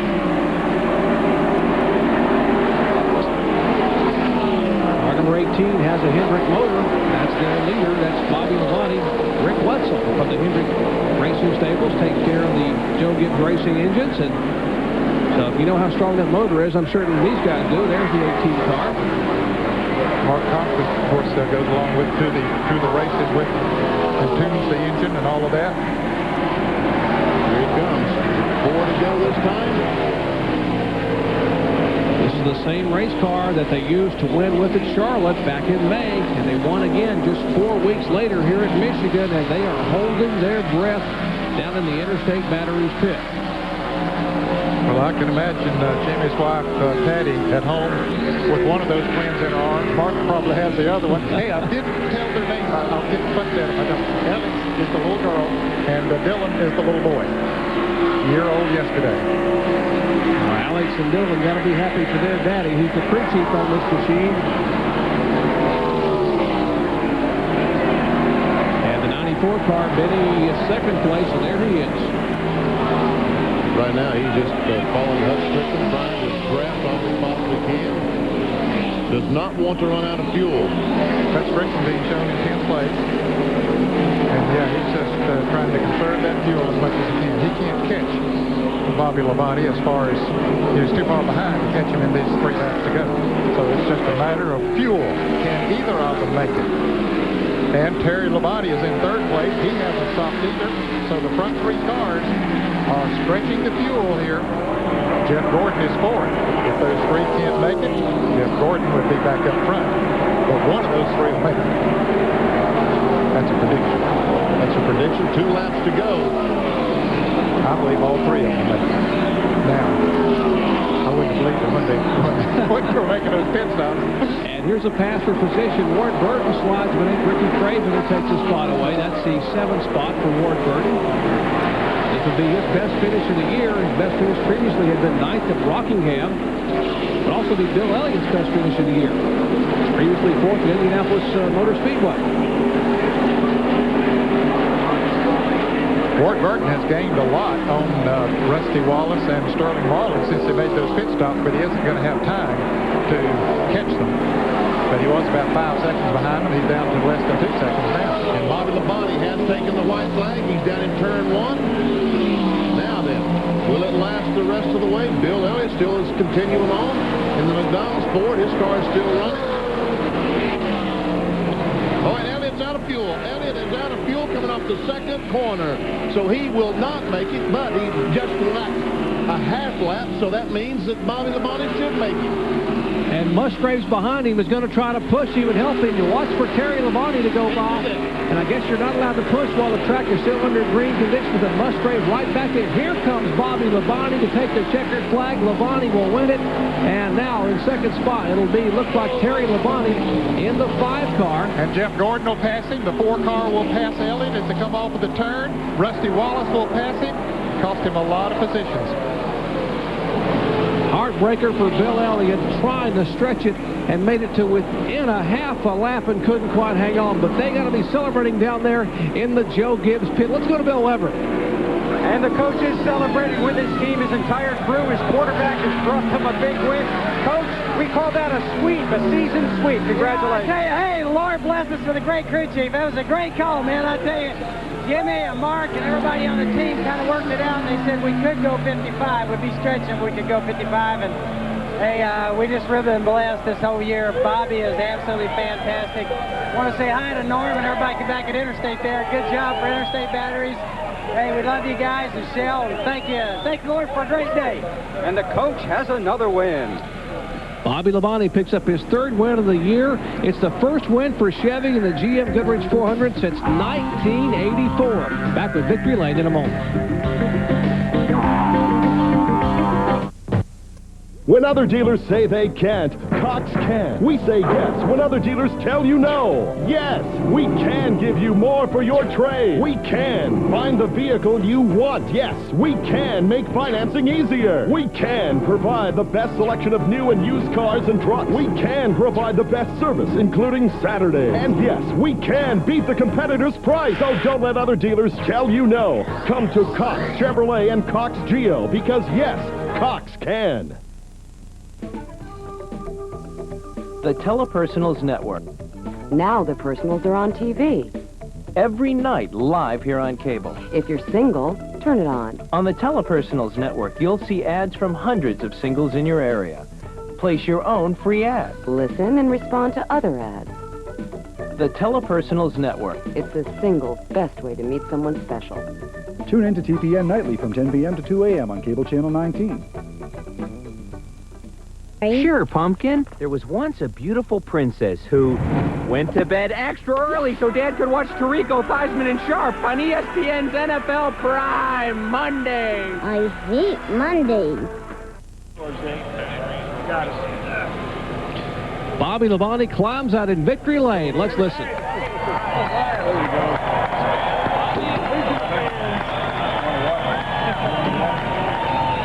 Let's go down to John Kernan. John? All right, we can get around Larry Camp here in Victory Lane. It's excited public relations man. Bobby, hey, congratulations. You own this place, don't you? Well, I own about a foot over there, I guess, last two. But, hey, man, this is great. You know, I never won a race till this year. Now, to win two at one place in 1 year is awful great. You know, the Interstate Battery crew did a great job. And the car, you know, I couldn't really pass nobody all day, so the thing to do was the right move by Jimmy Maycar, and that was come in there with that last yellow. And they had trouble loading Rick's car up, so we gave it our last lap. We could come in and topped it off with fuel and put four good years on this Interstate Battery Chevrolet. And we just run a consistent pace. You know, I got to a point and I said, well, I'll just hold off right here. Did you have any concern at all whenever Jimmy told you could make it those last 55 laps? Did it sputter at all on you? No, I was letting off pretty early. Once I got by the 94 car, I was really taking it easy because I knew we had to conserve on gas. So, you know, it was just it's a great run. You know, we like I said, we didn't have the fastest car today, but we were able to get them there at the end by doing that on the coming in on get gas. Hey, just like in Charlotte, your brother finished second again. That's got to be a pretty good day for the Labonte family. Oh, really? That's great. Yeah, I didn't know that. So, well, that's good. These Hendrix engines, they get good gas mileage and Goodyear tires, Shell oil, Wicks, EDS, Champion, you name it. We got a lot of associates on this car. I probably missed a few of them, but they're all behind us 100%. And we're, you know, I'm a small part of this race team. Jimmy and all the guys, they do all the work, and it's a good race car. A good race car, a good driver, and a good team all leads its way into victory lane today at Michigan, Jerry. Bobby Labonte, Larry is Robert Tyler, his little boy, and wife Donna as they celebrate in victory lane. 33-year-old driver from Corpus Christi, Texas, picks up win number 3 in 1995. We'll be back with more in a moment. Every day, we all find a way. A promise made, a promise kept, giving it our best. America's most complete source of auto parts, a national warranty program, and customer service only Napa can give. No wonder more people trust Napa to keep their vehicles running. We keep America running. We keep America running. Ever wish you could see the big college football games no matter where you live? Now, thanks to ESPN ABC College Football, your season tickets just a phone call away. You guys got every game in the country here. You got Michigan? This fall, in addition to the games on ESPN and your local ABC station, get extra games on pay-per-view. Come on, baby. Yes! Do you work here? Not really. 13 weeks of great matchups that you can't see in your local area. Order now. Our Speed World coverage of the GM Goodwrench 400 has been brought to you by Napa Auto Parts. We keep America running. By Quaker State, the intelligent oil for longer engine life. And by coal-filtered Miller Genuine Draft, making the world a very cool place. Beautiful scenery here in the Irish Hills. And let's go down to Bill Weber, who's caught up with our second-place finisher. And this is Terry Labonte, another good run. Well, who's that guy that beat you this time? I'm just getting old here. No, I tell you, Bobby did a great job, and the Kellogg Chevrolet ran good. We were off just a little bit. Gary and them made a kind of gamble there. We came in and pit on that last caution late, got fuel, said it was going to be close, and I ran out after I got the flag. Last 10 laps there, I was really trying to save fuel and just, conserve some gas there so we'd have enough to make it. And it was close, and we made it. A lot of guys in front of you in the points, Terry. Finished very early today. Well, I'll tell you, last year we made a kind of a late season charge in the points, and we need to do it again this year. We're behind a little bit. We got a couple of positions we think we can gain on, so we're going to work on it. Terry Labonte comes home second, and Hendrick Motors come home 1, 2, 3 up top. Take a look at our final results. 9 cars finishing on the lead lap. The brothers Labonte finished 1-2. Gordon is third. Marlin fourth. A Chevy sweep for the top 4. Highest finishing Ford was Rusty Wallace in 5th. And in 6th through 10th, Ward Burton, another Chevrolet, and Ricky Craven, another Chevrolet, and a Pontiac, with Bobby Hamilton finishing in 8th place. Bill Elliott wound up 9th after running 2nd, taking the white flag, but ran out of gas coming off of turn 2 and coasted around. Michael Waltrip finished in 10th place in the Pennzoil Pontiac. And we see Jeremy Mayfield. Good run for Jeremy. Finished 11th. Trickle, Hut Strickland, Jimmy Spencer, and DODW back in 15th. 16 through 20, Morgan Shepherd, Lake Speed. Robert Presley, rookie driver, finishes 18th. Todd Bodine, 19th. And Mike Wallace finishes in 20th spot. And in the 21st position, Elton Sawyer. In the Hooters Ford, 22nd, Jimmy Hensley came all the way back from 41st position. 23rd was Jeff Burton. And 24th, Kenny Wallace, who had a good qualifying run and wound up in here. And Dave Marcus came home 25th.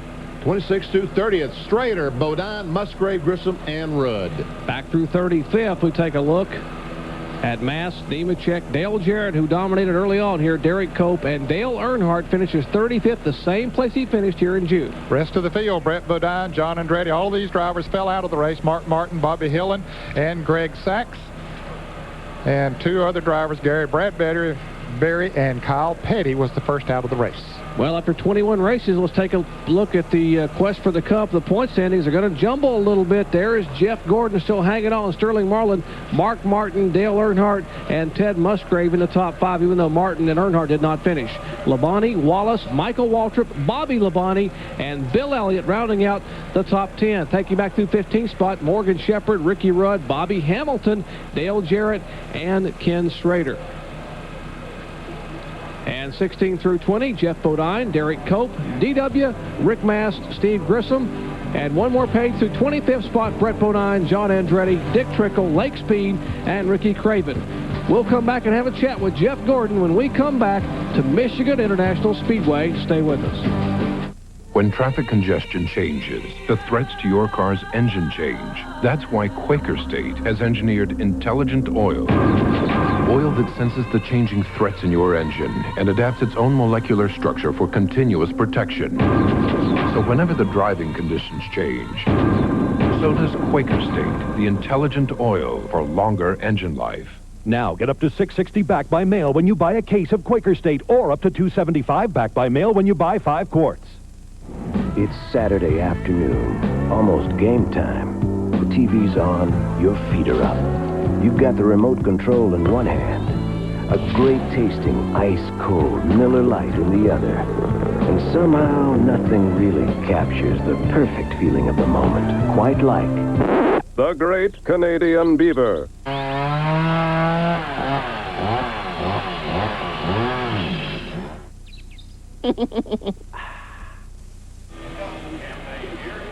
This guy right here charged from 21st to 3rd and close, but no cigar. Let's go to the pits. Well, Jeff Gordon sits down and gets a nice cold drink. Jeff, not too bad a performance for a backup car. Not bad at all. I told you the other day we don't have too many bad cars, and even our backups are ready and prepared, to go out there and try to win. And this is a pretty new car, and I got to admit, yesterday we weren't too happy. Things weren't going so well for us, and even though we qualified 21st, and we didn't go as fast as we wanted to, and man, these guys fought to get this car to be what it was today. And even when they went to throw the green, I was like, man, I have no idea what this thing's gonna do. They dropped the green. That thing was a rocket, man. I was diving inside. I was having a lot of fun out there. And then we got up to about 7th or 8th and couldn't do anything more until we came in for a pit stop. And guys did a great job. They had great pit stops.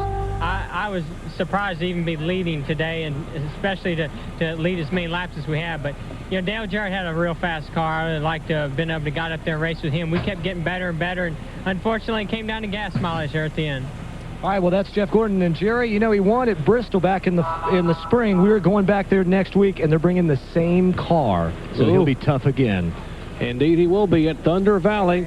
A few post-race notes, BP. Darrell Waltrip made a pretty good move in the points. Yeah, he moved from 21st to 18th. Ricky Craven, once again, the best finishing rookie. He finished 7th today. Great run for Ricky. And it was the 16th win for Chevrolet this season. Chevrolet, the Monte Carlo, has been awesome in 1995. And lots of racing action coming up next weekend. Friday, live qualifying from Thunder Valley, Bristol International Raceway, 6:30 p.m. Eastern Time on ESPN2. And, of course, that's followed by our live flag-to-flag coverage of Busch Grand National Racing from Bristol, Tennessee, the Food City 200, ESPN. And, of course, Speedway coming up at 12:30 a.m. that night Eastern Time. Bob Jenkins, Gary Lee, and all the guys wrapping up all the racing action around the world. Saturday, NASCAR Today, 11 a.m. Eastern Time. That's from Bristol, Tennessee as well. NASCAR Today coming up again at 7 p.m. Eastern Time on ESPN2. And then 500 laps on the high banks at Bristol, 7:30 p.m. Eastern Time. And then Grand Prix racing, Formula One of Belgium, 7:50 a.m. Eastern Time. It's a weekend of speed on ESPN. Coming up next, don't forget Shop Talk with Rusty Wallace, who finished 5th here today. We'll have Rusty, and we'll talk about what's going on in Rusty Wallace's racing team and also what's happening toward the end of the year in Winston Cup racing. Once again, Bob Jenkins will be back next week. Glad to have you with us today. For John Kernan, Bill Weber, Ned Jarrett, and Benny Parsons, I'm Jerry Punch. Once again, congratulating on Bobby Labonte making it a Michigan sweep and picking up win number 3 in 1995.